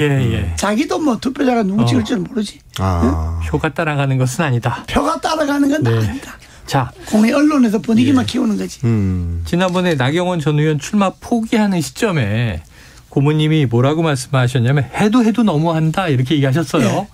그런데 지금 이게 약간 좀 기시감이 있는 게 나경원 전 의원한테 가던 압박이 이제 안철수 의원에게 갑니다. 심지어 대통령실에 엄중 경고도 나왔죠. 이 국정 운영의 방해꾼이자 적이다. 이른바 이 또 뭐 색깔론도 나왔고요. 그런데 또 국민의힘에서는 윤핵관이라는 말, 간신배라는 말을 금지어로 했어요. 자, 이게 어떻게 보세요? 이거요. 지금 당을 어렵게 만드는 게 세 가지입니다. 세 가지. 첫째는 대통령실 고위 관계자. 이른바. 이름으로 멘트 나오는 거. 많이 나오죠, 요새. 여기에 무슨 뭐 적이다 뭐 이런 말 다 거기서 나오잖아요. 대통령실 고위 관계자. 고위 관계자가 누구냐고요. 그게 수석이냐 실장이냐 누가 대통령실 고위 관계자이거든요. 그리고 이름을 대야지. 직책과 이름을 대야지. 세상에 대통령실이라고 하는 데가 고위 관계자 익명으로 그렇게 멘트를 날리는 예가 없어요. 그런 일이 없습니다. 이 대통령실 고위 관계자가 지금 전당대회를 망치는 첫 번째 요인입니다. 첫 번째다. 그 말도 그렇잖아요. 안철수가 적이면 그럼 적인 거 하고 그러면 단일화하고 적하고 인수위원장 맡기고 다 그렇나요? 그 적이란 표현을 어떻게 그렇게 쉽게 하나요? 그렇죠. 그렇죠. 뭐 유해 가서도 뭐 유해 적이라는데 무슨 네. 이 적이란 말에 뭐 맞들렸나 적이란 말을 그렇게 많이 하는 게 아니에요. 같은 당에 후보 나온 사람들은 네. 뭐 적이다 이런 말 할 수 있나요? 그게 다 고위관계자 이름을 나오잖아요. 다음은 당비를 300만 원 낸다. 이게 당이 뭐 주식회사입니까? 주식을 많이 갖고 있는 사람이 주인이에요. 네. 당비 300만 원 내면 당비 300만 원 내는 대통령은 상징적인 자리예요. 당원이라고 하는 그 자리는. 네. 당원은 이전에 행정부의 수반이자 국가의 원수예요. 네. 헌법의 대통령이. 행정부 수반이자 국가 원수 간에 당 전당대회인데 누군 되고 누군 안 되고 이렇게 개입하면 되나요? 거기다 무슨 당비 낸다니. 이거 무슨 소리예요 그게. 그 당원 당비 내는 거지. 그럼 뭐 그거 갖고 뭐 유세하려고 당비 내나요? 그러니까 그 멘트가 다 대통령제 네. 고위관계자 네. 이름을 나오잖아요. 맞아요. 고위관계자를 밝혀야 되는 거예요. 그리고 고위관계자를 해촉을 하든지 해임을 하든지 해야지. 네? 문제가 된. 두 번째. 떼거리. 당이 떼거리 정치예요. 패거리가 아니고 떼거리예요. 네. 한 짓이. 왜 참새라든지 쥐라든지 이게 아이고, 몰려다니면. 네. 작은 동물들. 네. 몰려다니면 때로 몰려다닌다 그러잖아요. 때라고 그러죠. 하늘에 있는 새들이 날아가면 새떼가 간다 그러지 새패가 간다 그러잖아요. 패거리가 아니잖아요. 그거는. 패거리라 가는 거는 어느 정도 뭐 이념도 뭐 생각도 같다든지 뭐 이런 거 있지만은 떼거리는 그게 아니거든. 그냥 누가 그냥 가자 그러면 가고 오라면 오고 이런 거잖아요. 지금 당이 그거잖아요. 50명이 몰려가서 서명해서 나경원이 안 된다 그랬다. 또 그 주에 또 9명이 또 나경원이 찾아가고 또 뭐 도와달라고 했다. 사과도 하고. 이 당이 완전 그리고 그 떼거리 뒤에 조정하는 사람이 이른바 핵과이라는 사람들이 또 앉아 있잖아요. 지금 이 금지어 쓰시면 안 되잖아요. 네? 아니 그게 금지어니까 다 나왔는데 뭐 나올 때 안 하고 지금 와서 네. 무슨 금지어. 그렇죠. 그러니까 그런 것이 당을 두 번째 망신이에요. 떼거리 정치. 네. 세 번째 망신은 색깔론이요. 색깔론. 지금이 어느 시대입니까? 군부 독재 때 왜 색깔론이 기술을 했냐. 우리 같은 사람 민주화 운동으로 잡아간다 그러면 국민들이 왜 민주화 운동을 왜 잡아가냐 이렇게 이야기하니까 잡아가갖고 긴급 조치로 잡아가갖고 기소할 때는 반공보 국가보안법을 기소해갖고 저 사람은 사사에 불어나다 생각이 이상하다 이렇게 선전하는 거예요. 그럼 국민들은 생각이 뭐 좀 이상하구나 뭐 빨간 모이구나 이렇게 이해를 하잖아요. 네네. 그럼 동정심이 없어지잖아요. 그렇죠. 우리나라 같은 반공국가에서는. 근데 지금 색깔론을 낼 때가 됐습니까? 세상에. 그리고 색깔론 내세워 갖고 성공한 정부가 없습니다. 그런데 극우 보수주의자들이나 그런 사람들이나 색깔론 하지 아주 수구적이고 극우적인 보수주의자들 그런 사람들이 당의 지도부가 되겠다 그러면 당이 이 정부가 내건 게 국민통합 아닙니까? 국민통합위원회까지 있잖아요. 그렇죠. 국민통합은 그냥 당통합도 지금 못하는 거잖아요. 색깔론 내갖고 당통합이 되겠어요. 네네. 그리고 그것도 한참 지나간 거. 온갖 거 다 꺼내갖고 색깔로. 네네. 그게 국민의힘의 병폐입니다. 아주 고질적인. 병폐다. 누가 뭐 하려 그러면 색깔로. 내가 옛날에 대표 나섰을 때 너 당의 사무총장 원내대표 더 한 사람 갖고 너도없이 색깔로 내갖고 그냥 공격하고 그랬잖아요. 이게 아주 고질적인 병폐입니다. 네. 그리고 지금 색깔로 내세워갖고 맥힐 사람이 어딨나요? 그리고 그 색깔로라는 게 뭐 말 몇 마디 했다는 것 아닙니까? 뭐 누구 뭐 칭찬했다, 뭐 어디 가서 누구 뭐 했다. 말 몇 마디 갖고 그게 그야 뭐 인사차 말할 수도 있는 거지. 그걸 갖고 색깔론을 뒤집어 씌운다. 이게 당이 망할 징조 이렇게 되면 아주. 그러면 지금 대통령실 고위관계자 그다음 떼거리 정치, 그다음에 색깔론 이게 지금 다 등장했죠. 이번 전당대회를 완전히 엉망진창으로 만드는 거고 당을 어렵게 만들고 집권자의 저런 행태는 나라를 어렵게 만드는 거예요.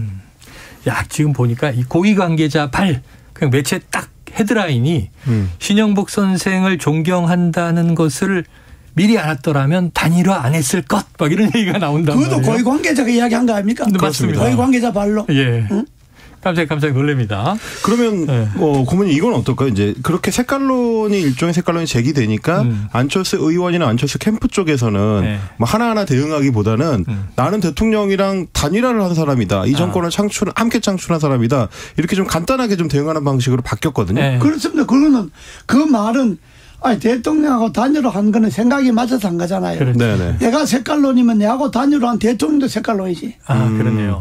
대통령도 뭐 노무현 대통령 존경한다 그러고 뭐 민주당에 갈라다 못 가는 소리 하지 않았나요? 그것도 극우 보수주의자들 눈에는 그것도 색깔론이지. 그렇게 하면 안 된다고. 그러잖아요. 그래 안철수로선 대답할 게 뭐 딴 말 뭐 할 게 있습니까? 그럼 내하고 색깔론 뒤집어서 내하고 단일화 했으니까 당신도 색깔론이다 이 말 아닙니까? 자, 아까 이제 뭐 300만 원 당비라든가 뭐 이른바 1호 당원 이런 건 이제 상징적인 의미다 얘기하셨으니까. 대통령의 당원은 상징적인 자리지. 네. 그것보다 대통령 국가 원수이자 행정부 수반이 더 우선이지. 그렇죠. 돈 300만 원 내는 당원이 우선이 아니라고. 요건 어떻게 들으셨어요? 이진복 정무수석이 직접 밝힌 입장. 요건 고위 관계자가 아니라 이진복 정무수석이니까 말한 주체가 명확한데 대통령과 후보가 어떻게 동급인가 이런 얘기를 했어요. 그것도 물의 극치다 그랬어요. 그건 이진복 수석 머리에 나왔다 그러면 이진복 수석이 한심한 사람이고 그게 뭐 김장 연대다 뭐 연대다 가니까 그러면 나는 대통령하고 연대하는 뭐 윤안 연대다 가는 거는 대통령과 한패다 같이 간다 이 뜻이지. 무슨 대통령하고 내하고 동격이라고 이야기했겠어요. 안철수가 뭐 국민학교 학생이에요. 그것도 몰라서 무슨 뭐 그 급수 따지겠어요. 그러니까 나는 대통령 인수위원장도 했고 후보 단일화도 했으니까 나는 대통령을 위해서 일하는 사람이다. 그래서 연대다. 한 팀이다. 이 말이지. 그걸 뭐 동급으로 어떻게 해석을 하겠어요 그걸.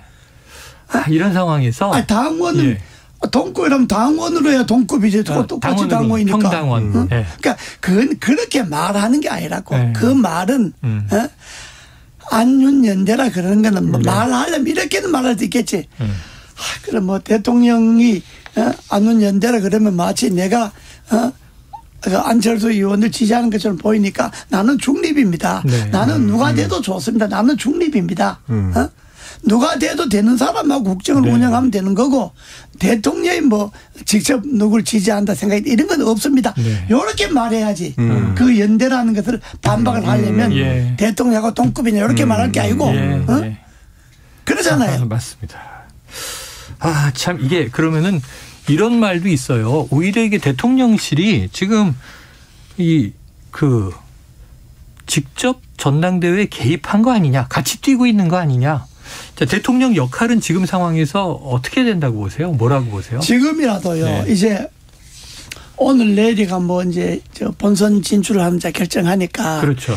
지금이라도 안 늦습니다. 지금까지는 고위 관계자 이름으로 되지도 않은 소리 다 했잖아요. 되지도 않아 올 때 쓰잘데없는 소리 그냥 다 해놨으니까 지금이라도 대통령께서 직접 육성으로 이번 전당 나는 당원이긴 하지만은 이번 전당대회는 엄격히 중립을 지킵니다. 나는 누가 되든 대표가 되는 사람하고 국정을 논하겠습니다. 더 이상 더 이하도 아닙니다. 이렇게 딱 잘라 이야기하는 게 대통령이 할 짓이죠. 여기 할 일입니다.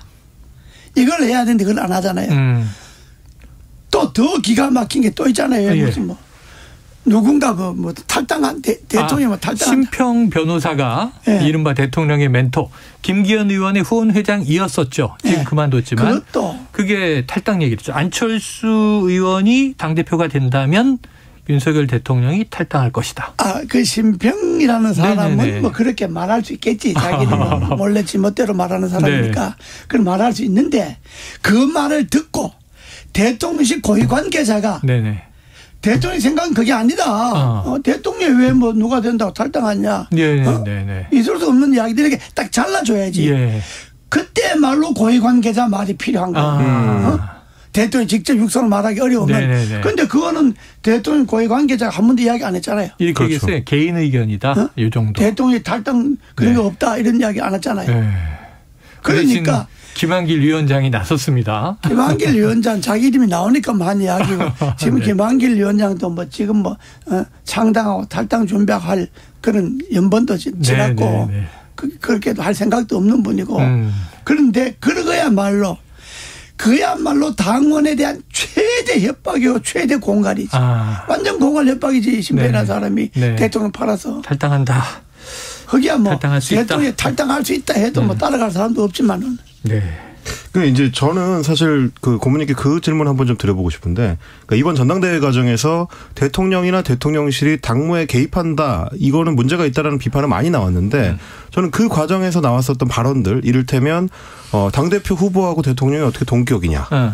대통령은 1호 당원이기 때문에 이런 일에 대해서 이제 당무에 대해서 뭐 의견을 낼 수 있다라든지 아니면 뭐 300만 원씩 당비를 내는 사람이 왜 말할 권리가 없느냐 이런 인식들이 좀 대통령이나 혹은 대통령실이 정당민주주의에 대한 인식 자체가 좀 너무 좀 낮은 수준에 머물러 있는 거 아닌가라는 좀 걱정이 되더라고요. 그러니까 사실 여당의 대표를 지향하는 사람 그리고 안철수 의원 같은 경우는 국회의원인데 엄밀히 따지면 헌법상의 권한으로 봤을 때 대통령하고 동격이라고 할 수 있죠. 입법부의 일원이고 여기는 이제 행정부의 수반이기 때문에 그러니까 그렇게 마치 대통령이 국회의원이나 여당 대표를 부하처럼 인식하는 것 이거는 오히려 더 큰 문제가 아닌가. 당무 개입보다 그게 더 문제 아닌가? 약간 저는 그런 생각이 들던데요. 지금 대통령실 고위 관계자 말하는 걸 그대로 들으면 대통령실 고위 관계자가 뭐 누군지는 모르겠지만은 대통령이 생각을 대변을 한다고 봐야 안 되겠어요. 고위 그렇죠. 관계자를 그랬으니까 대변인도 아니고 홍보수석도 아니고 고위 관계자를 그랬으니까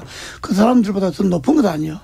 그 사람이 말하는 것이 그 사람이 그 수준이 대통령실 수준이라고 봐야 되잖아요. 그런 건 한심한 거죠. 그건 그야말로 민주주의에 대한 기본 인식, 정당 민주주의에 대한 기본 인식, 헌법에 대한 기본적 이해, 대통령에 대한 그 기본적 이해도 없는 사람들이지. 그러니까 저거는 저런 식의 인식은요. 아니 무슨 정당의 단장 대회 하는데 대통령실에서 뭐 누군 되고 누군 안 되고 식으로 누가 되면 뭐 적이고 뭐 이런 식의 이야기를 함부로 막 한다고 하는 거는 또 뭐 대통령이 탈당한다는 말을 해도 뭐 일체 말 안 하고 가만히 있다고 하는 저런 수준은 당을 사유화하려고 하는 것이 대통령실이 당을 자기 직속 부대 아주 사유화한다고 봐야지. 그러니까 저런 생각이야말로 당과 민주주의를 아주 후퇴시킬 뿐만 아니라 나라 자체도 발전을 저해하는 아주 한심한 수준이라고 봐야지. 고문이만 나오시면 그냥 시간이 순삭 엄청나게 빨리 갑니다. 이제 질문 하나 정도 드릴 수 있는 시간인데 준비한 질문이 많이 남았어요. 전당대회까지 남은 한 달 대통령은 엄정 중립 선언해야 한다. 이 얘기는 해 주셨고 지금 이 분위기는 이렇죠. 지금 양강구도 김기현 후보, 안철수 후보. 거기다가 또 이제 다른 후보들은 뭐 황교안 전 대표라든가 천하람 이제 순천갑 당협위원장 등 있는데 지금 조금 주목받는 게 천하람 후보예요. 네. 왜냐하면 지금 대부분 다 이제 뭐 친윤, 범친윤 얘기를 하고 있는데 그러면서도 싸웁니다만 천하람 후보가 좀 이준석계 이렇게 분류돼 있단 말이죠. 네. 돌풍을 일으킬 수 있을까? 어떻게 관측하십니까? 뭐 돌풍까지는 아니고요. 네. 좀 표는 좀 나오겠죠. 표는 좀 나오겠다. 나오겠죠. 뭐 돌풍 일으켜서 뭐 대세를 엎을 만한 네. 그런 건 아니고. 뭐 아무래도 젊은 사람이 나와서니까 신선하잖아요. 네네. 그럼 뭐 맨날 친윤이다 아니다 싸워쌌는데 뭐 나는 윤심이다 뭐 눈빛만 보고도 안다 뭐 이렇게 샀는데 이 사람 뭐 그런 소리 일체 안 하고 뭐 간신배 이런 얘기 막 합니다. 그러니까 일단 당원들이 듣기에 시원한 말만 하니까. 네네. 뭐 돌풍까지는 아니지만 표는 좀 나오겠죠. 어느 정도. 그러면 이제 이 젊은 후보로 처음 나와서는 주목도 받고 좀 성과가 있다고 봐야 되겠네요. 그렇죠. 아무래도. 당대표가 안 된다 하더라도. 뭐 3등이나 4등 된다 하더라도 뭐 의미는 있는 거죠. 도전해 볼 만하다. 혹시 이제 결선 투표까지 진출은 천하람 후보가 못 하더라도 뭐 이제 원래는 이번 정당대회에 참여 욕구가 떨어졌던 젊은 당원들이 이제 새로 표로 합류를 하는 셈이니까 그 표가 나중에 결선으로 가면 안철수 후보 쪽으로 좀 갈 가능성 이런 뭐 변화 양상은 없을까요? 지금 천하람 후보 쪽을 주의하는 건 바로 그런 점입니다. 1, 2등에서 결선에는 못 가지만은 4등 안에 들어가면 표가 상당히 있잖아요. 네네. 그 천하람의 4등 표가 결선 투표 1차전에서 승부가 안 나고 본선으로 1, 2대에 간다면 예를 들어 김기현 안철수가 1, 2대에 간다면 3, 4등의 표가 어디로 갈 거냐. 예를 들어서 황교안이가 3등, 천하람이가 4등 이렇게 될 경우에 3등 표는 김기현대 간다고 하고 천하람 표는 안철수대 간다고 본다. 막 이렇게 보는 것이 그냥 일반적인 쉽게 말하자면 뭐 그렇게 평가할 수 있는 거죠. 좀 더 뭐 정치하기는 우리가 들어볼 수 없지만은 되게 왜냐 그러면 지금 싸움이 묘하게 김기현 대 안철수 싸움이 아니라 안철수 때 대통령실 하고 싸움처럼 돼버렸잖아요. 대결이. 안철수하고 대통령실 정확하게 말하면 대통령실 고위 관계자들하고 싸움처럼 돼버렸잖아요. 이게. 그러니까 이건 김기현은 이미 뭐 되고 안 되고 별로 의미가 없게 돼버렸지. 국민 전당대회 성격이 그랬을 때 천하람 표가 김기현인데는 못 갈 것 아닙니까? 그렇죠. 어차피 이 권력의 독주와 맞서는 쪽에 표가 갈 것 아닙니까? 그렇다면 그 표는 어디로 갈지 뻔한 거죠. 그래요. 알겠습니다. 끝으로 짧게 하나만 더 여쭤볼게요. 오늘 대정부 질문이 끝나면 김진표 의장이 이상민 행안부 장관 탄핵소추안을 표결에 붙인다 그랬단 말이에요. 오늘요? 예. 그 얘기가 나왔는데 지금 국민의힘은 75년 헌정사의 5점이다 이렇게 얘기하고 있고 민주당은 이게 탄핵해야 한다. 스스로 물러나지 않으니까. 이게 싸우고 있는데 어떻게 보세요? 5점은요. 75년 헌정사의 5점은 국민이 서울 한복판에서 159명이나 죽은데도 정치적으로 책임지고 사표 내는 사람이 없는 정부가 헌정사의 5점이요. 사표 내지 않는 이상민 장관이 헌정사의 5점이요. 탄핵은 뭐 그거는 뭐 헌재에 가서 뭐 결판 내겠지만은 그렇죠. 그 야당이 그랬거든 그야. 대여 공개해서 할 수 있는 수단이 뭐 그런 거죠. 해임 결의안 냈는데도 뭐 해임 안 시키니까 탄핵 내겠다 뭐 그런 건데 그거는 야당이 정치적 행위니까 그걸 정치적 의미로 따져서 5점이다 뭐다 가려면 자진 사퇴 안 한 정치적 책임을 지고 물러가지 않는 또 그걸 해임시키지 않는 정부나 이상민 장관이 헌정사의 5점이요. 알겠습니다. 자, 오늘 시간이 꽉 찼습니다. 여기까지 듣죠. 지금까지 보수의 품격 이재호 국민의힘 상임고문 그리고 임경빈 시사평론가였습니다. 오늘 말씀 고맙습니다. 감사합니다. 감사합니다.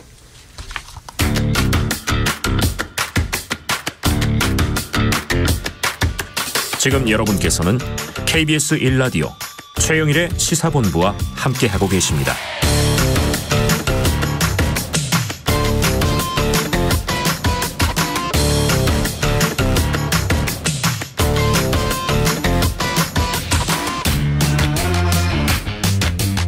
네, 주간 사건 사고 소식을 알아보는 배상훈의 사건본부 시간입니다. 배상훈 프로파일러 나와 계십니다.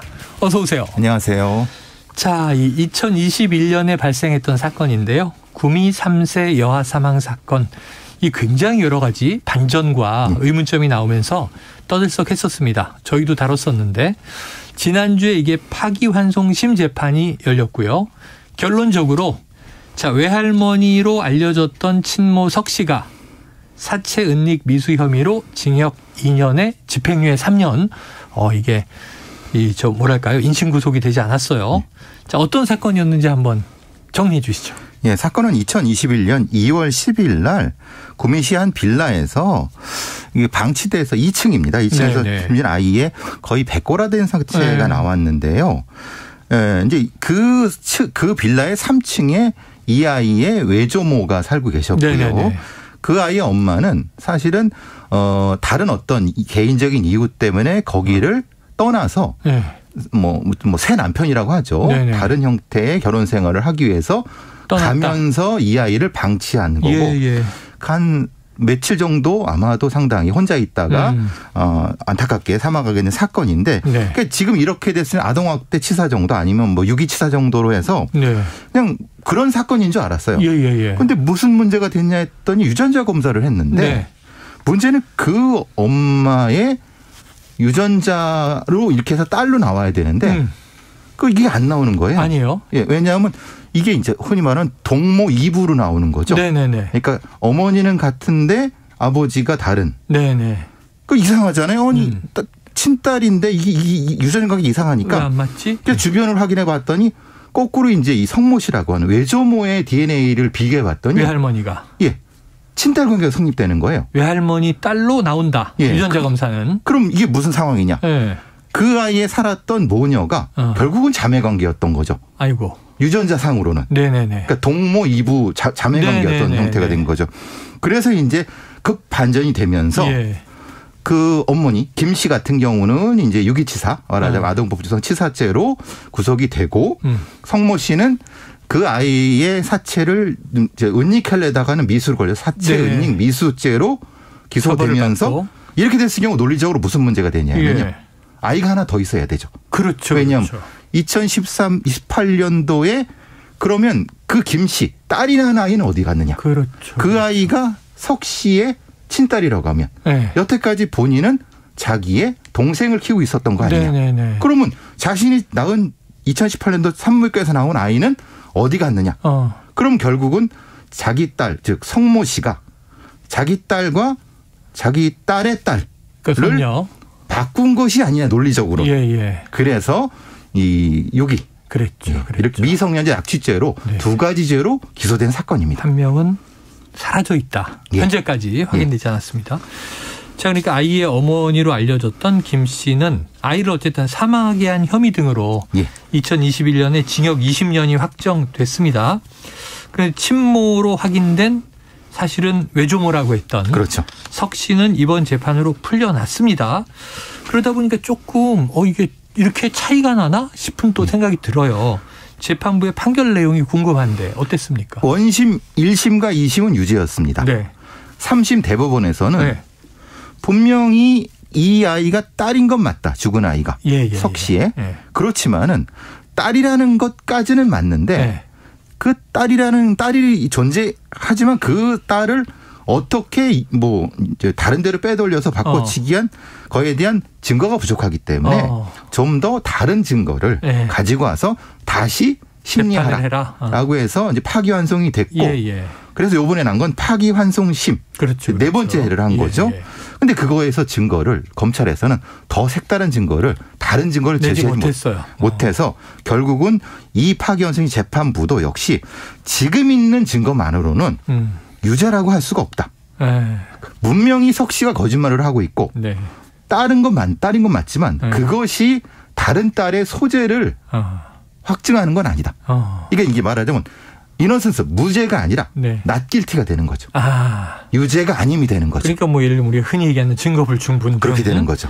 이게 유죄로 하기에는 정황이 너무나 딱 맞아떨어지질 않는단 말이죠. 그렇죠. 석 씨는 계속 이거 자기는 아이를 낳은 적 없다라고 부인하고 있는 건가요? 그렇죠. 1심부터 지금까지도 초지일관하게 낳은 적 없다. 그러니까 근데 문제는 이제 친모 김 씨도 그러니까 그 딸이죠. 지금 갇혀 있는 그 사람도 자기는 모른다. 그러니까 바뀌었으면 산부인과에서 바뀌었지. 여태까지 자기는 그 아이를 친딸로 알고 있었다. 그러면 이게 소위 속칭 귀신이 고칼로릇이다. 그렇죠. 그런데 그것은 국가가 입증해야 된다. 입증을 못했다 이 말입니다. 입증을 못했다 이거예요. 자, 그래서 이제 확실한 거 하나는 딱 유전자 검사밖에 없습니다. 과학적으로. 자, 유전자 관계에선 친모녀 관계가 확인이 됐지만 아이를 바꿔치기 한 직접 증거가 되진 않는다. 이거는 국가가 입증해야 된다. 지금 말씀하신 거고. 자, 그럼 적어도 이번 사례가 유전자 검사를 증거로 사용하는 데 있어서는 중요한 판례가 되겠습니까? 우리가 보통 많은 영화나 아니면 많은 사건에서 DNA가 확실한 경우에는 전통적으로 관례적으로 유죄를 대략적으로 그러니까 DNA 플러스죠. DNA 플러스 정황 일부만 있어도 유죄를 받아줬는데 지금 이 재판부는 그것이 아니라 DNA만 가지고는 여러 가지 어떤 정황이라고 하는 것은 사실 좀 달라질 수가 있기 때문에 추가적인 보강 증거가 있어야 된다. 그것만 가지고는 안 된다. 이게 사실은 이 판결의 핵심적인 부분이죠. 그래요. 직접 증거가 될 수는 없다. 하지만 과학적으로 또 유전자 검사의 결과는 인정된다. 왜냐하면 이게 석 씨가 유전자 검사가 틀렸다고 초기에 계속 말했거든요. 근데 본인이 추천한 민간기관이 와서 해서 똑같이 나왔거든요. 유전자 검사의 결과는 명확했어요. 명확했죠. 자, 5차례 유전자 검사를 통해서 모녀 관계가 과학적으로 확인이 됐습니다. 그런데 지금 말씀 나눈 대로 석 씨가 자신의 딸이 아니라고 부인하고 있어요. 근데 보통은 DNA처럼 한 번은 이거 잘못됐을 수 있으니까 또 해주세요. 또 해주세요. 또 해주세요. 그러니까 업체를 바꿔서 해주세요. 뭐 했는데 5번이 이 정도면 인정을 하지 않나 싶은데. 보통의 경우는 그러죠. 왜 자신의 딸이 아니라고 얘기하는 걸까요? 심리적으로 기억이 블로킹됐을 수도 있는 거고요. 아니면 그렇게 주장하고 싶은 거짓말을 꾸준히 하는 거죠. 그런 부분도 있고 이런 경우에 사실 거짓말 탐지기는 의미가 없습니다. 확신보험인 경우에는 예를 들면 이게 실제로 그렇다는 게 아니라 확신하고 있는 사람은 그 거짓말이 탐지되기가 어렵습니다. 아, 거짓이어도 본인이 확신하고 있으면 탐지가 안 된다. 왜냐하면 본인은 진실로 믿고 있으니까. 그러니까 그 상황이 아닐까. 아니면은 진짜 세계 과학사의 유일한 증거. 즉 말하자면 어머니의 유전자가 다른 딸한테 갔는데 그 딸이 그 유전자를 보존한 다음에 다시 내려오는. 말도 안 되는 얘기지만 어쨌든 그런 유일한 사례가 있을 수 있거나 아니면 뭐 몇 가지 다른 어떤 키메라 같은 유전자 조합이라든가 아니면 키메라 얘기를 하더군요. 그런 얘기도 하지만은 사실은 과학자들은 그 얘기는 거의 믿지 않습니다. 그것은 그냥 가설일 뿐이다. 자, 파기환송심이라서 이게 사실 우리나라가 3심제지만 대법에서 파기환송이 되면 사실 5심제가 되는 거잖아요. 되는 거죠. 그럼 이제 이번 재판이 끝이 아니고 한 번 더 남은 거죠. 지금 어제 대구지검에서 파기환송심 판결에 불복을 했고 상고장을 또 제출했으니까 그럼 이게 또 달라질 가능성이 있습니까? 대부분의 경우는 그냥 왜냐하면 대법원에서 파기를 했기 때문에 그대로 인용이 되는 게 대부분이지만은 이게 재판관이 바뀔 수도 있고요. 또 다른 형태의 어떤 것이 근데 그 가능성 많이 적습니다. 그러니까 아까 말씀하신 대로 새로운 게 지금 뭐 더 추가되지 못했죠. 새로운 증거로서 사실심은 이미 끝났습니다. 끝났다. 사실심은 끝났기 때문에 법적인 쟁점에서 증거 사실에 대한 오해를 재판관의 어떤 다수로 혹시 바꿀 수는 있지만 보통의 경우는 이건 사실은 불가능하다고 합니다. 그래 말씀하신 대로 이 대법원은 또 이제 서면만 보고 주로 이제 법리적인 검토를 주로 하니까 사실심은 끝났다. 추가될 내용이 없는 것 같다. 알겠습니다. 이게 재판은 끝나가는데 참 미스테리로 남아 있는 부분들이 많은 사건입니다. 자, 그러니까 이 사망한 아이의 어머니로 알려졌던 잘못 알려졌던 김 씨가 출산한 사실은 확인이 됐고 또 이게 아이 엄마가 명확한 석 씨는 출산을 부인하고 있고 사망한 아이는 석 씨의 자녀이고 그럼 아이는 분명히 2명이 있어야 하는데 지금 김 씨의 친딸 어떻게 된 걸까요? 그러니까 두 사람 석 씨와 김 씨가 짜고 그 아이를 다른 쪽에 완전히 입양을 몰래 보냈다고 하면 두 사람이 진실을 말할 이유가 없죠. 왜냐하면 그게 밝혀지면 그 아이가 불행해질 수 있으니까. 이게 가정입니다. 그 가능성이 하나 있을 수 있고요. 다른 아까 가능성 같은 경우는 말 그대로 진짜 과학적 오류인 가능성. 그러니까 이제 그 둘 중에 하나가 아닐까라는 생각을 해봅니다. 그런데 혹시 뭐 많은 분들이 말씀하신 게 혹시라도 이 뭐 사례라든가 이런 그렇게까지는 아닌 것 같습니다. 굳이 그럴 이유는 없는 것 같고요. 그러니까 가장 좀 끔찍한 상상은 우리가 안 해도 될 것 같다. 그렇죠. 자, 또 다른 의문점 밝혀지지 않은 인물이 있습니다. 사망한 아이의 친부는 누구냐 하는 문제예요.